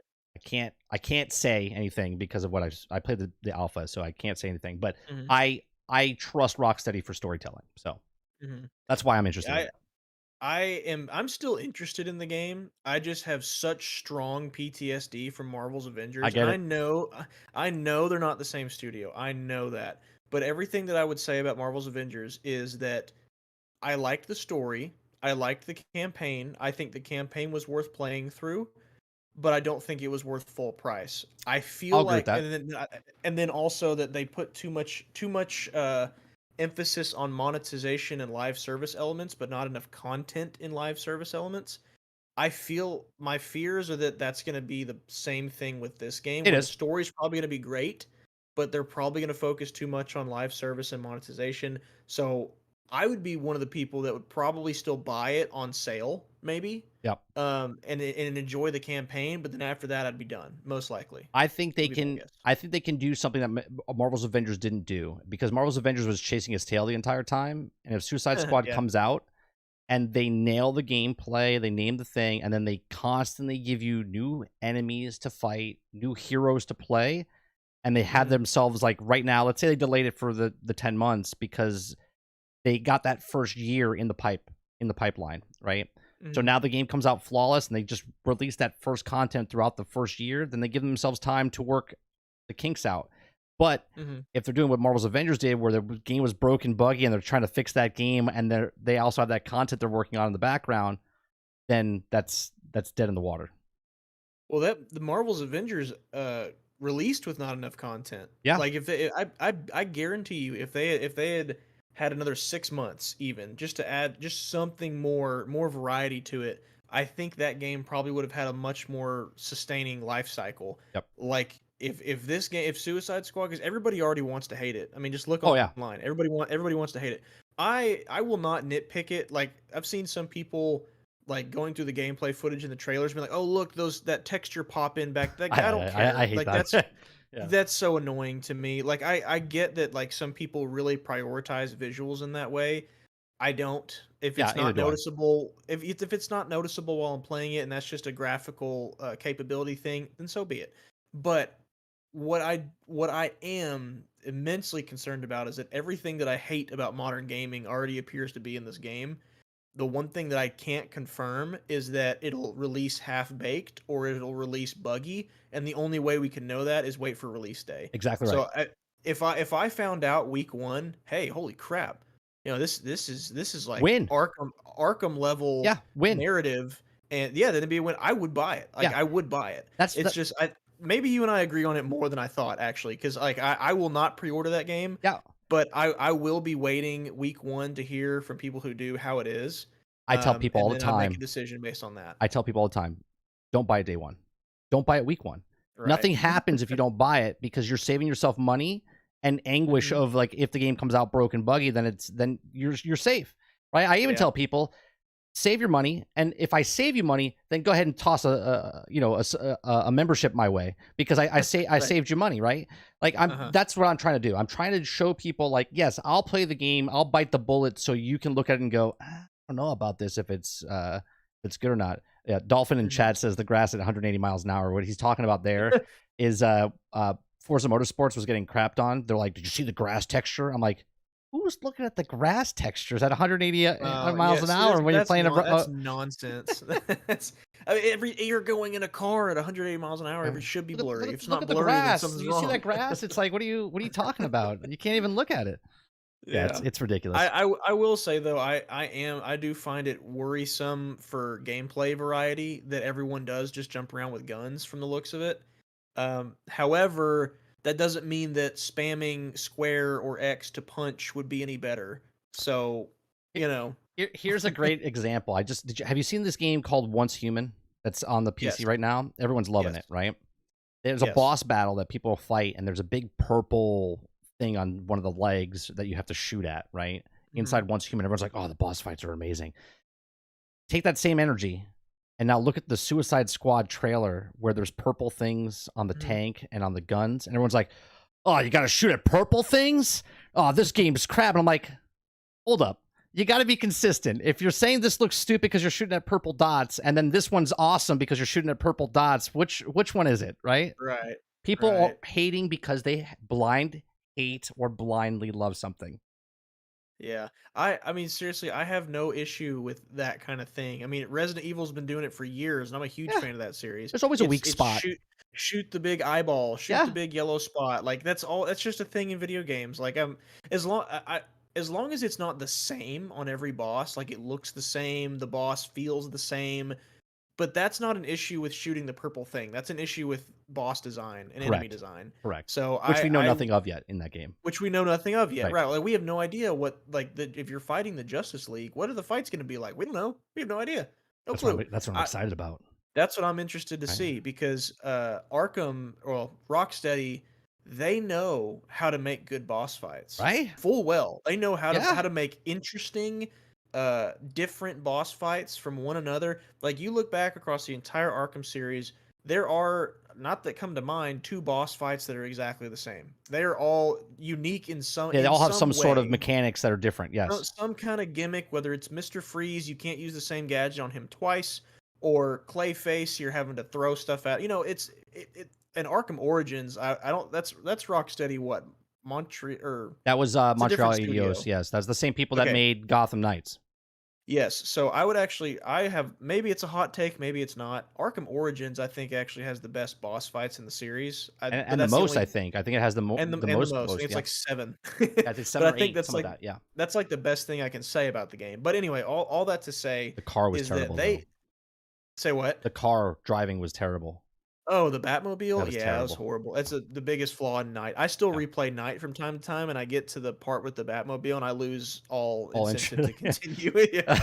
Yeah. But they know how to do it. So I just want to see do they have some corporate overlord now that's making them put in battle passes, or was that their idea? And if so, how much of their creativity did they stifle in order to focus on those elements instead? That's what Right. I'll be interested to see. Right. Did they sacrifice, maybe there's 5 bosses, and did they sacrifice 3 bosses to put microtransactions in? You know what I mean? Exactly, Yeah. exactly. I actually think most people wouldn't complain if there's monetization structures, but the game is fulfilling, there's lots of content, it's regular content, it's live service, so it comes out frequently. I don't think a lot of people would complain about that if they feel like whether they buy they buy cosmetics or not, they're still getting more game. It's when it's obvious the monetization was the priority that it Yes. becomes the And they problem. also make, like, your default cosmetics, like, really ugly to Hideous, yeah. incentivize you to buy something, and you Right. said it in your Halo video where, the old Halos, you used to be able to earn stuff, and I think that's a good Mhm. balance if you can earn stuff like in Spider-Man and like in other games where Mhm. you can earn that stuff, and then if I feel like leveling up, and then buying something from you, right? And I think that's the biggest thing that these companies miss, where if the game is fun and I'm having a good time with it, I will give you more money, right? But if Mhm. I'm not having a good time because you're making me grind my ass off, right? Right. I lose interest in it. You know what I mean? And Mhm. I think the logic in their brain is if we don't force this on them, they're not going to buy it. So we have to make it a half-ass game. Instead, just it goes back to my saying, make a game, sell a game, and the people will support. We'll support anything that we're interested in. Look at the movie industry, right? If we want a movie to succeed or a show to succeed, it will succeed. And if we want it to fail, it will fail, right? Mhm. So Oh, yeah. Oh, yeah. I mean, 100%. It's not difficult. It's not rocket science. If the nope. game's good, people will play it. If people play it, there's more likelihood that they'll Yeah, purchase word of things in mouth, it. man, and then it'll Yep. spread. Yeah. Mhm. All right. I'm gonna end it there with this. We could talk for a lot more, but you know what? I'm gonna invite you back anytime you want to come back. You wanna shoot the shit with me. You're more than welcome to come Sure. back and talk. Yeah. So guys, check out the Kingerd, right? The link's down below. You can click on his name, go check out his channel, hit that subscribe button, hit the thumbs up, interact, right? Give him some hate if you want. You hit the thumbs down too. He'll be right at Yeah, home if you wanna do yeah. that. Right. Tell the chat what you have going on in your upcoming videos or whatever you're doing. Yeah, for sure. So right now I'm working on a video. Um, it's a title in progress, but the working title right now is The Declining Value of Call of Duty Games. Okay. And I'm going to go over the timeline of what $60 basically got you with each new Call of Duty that you bought, and then now $70. So, if you want to see a before, like early on in the series versus now, how they've been declining in value each new entry, that's what's going to come out.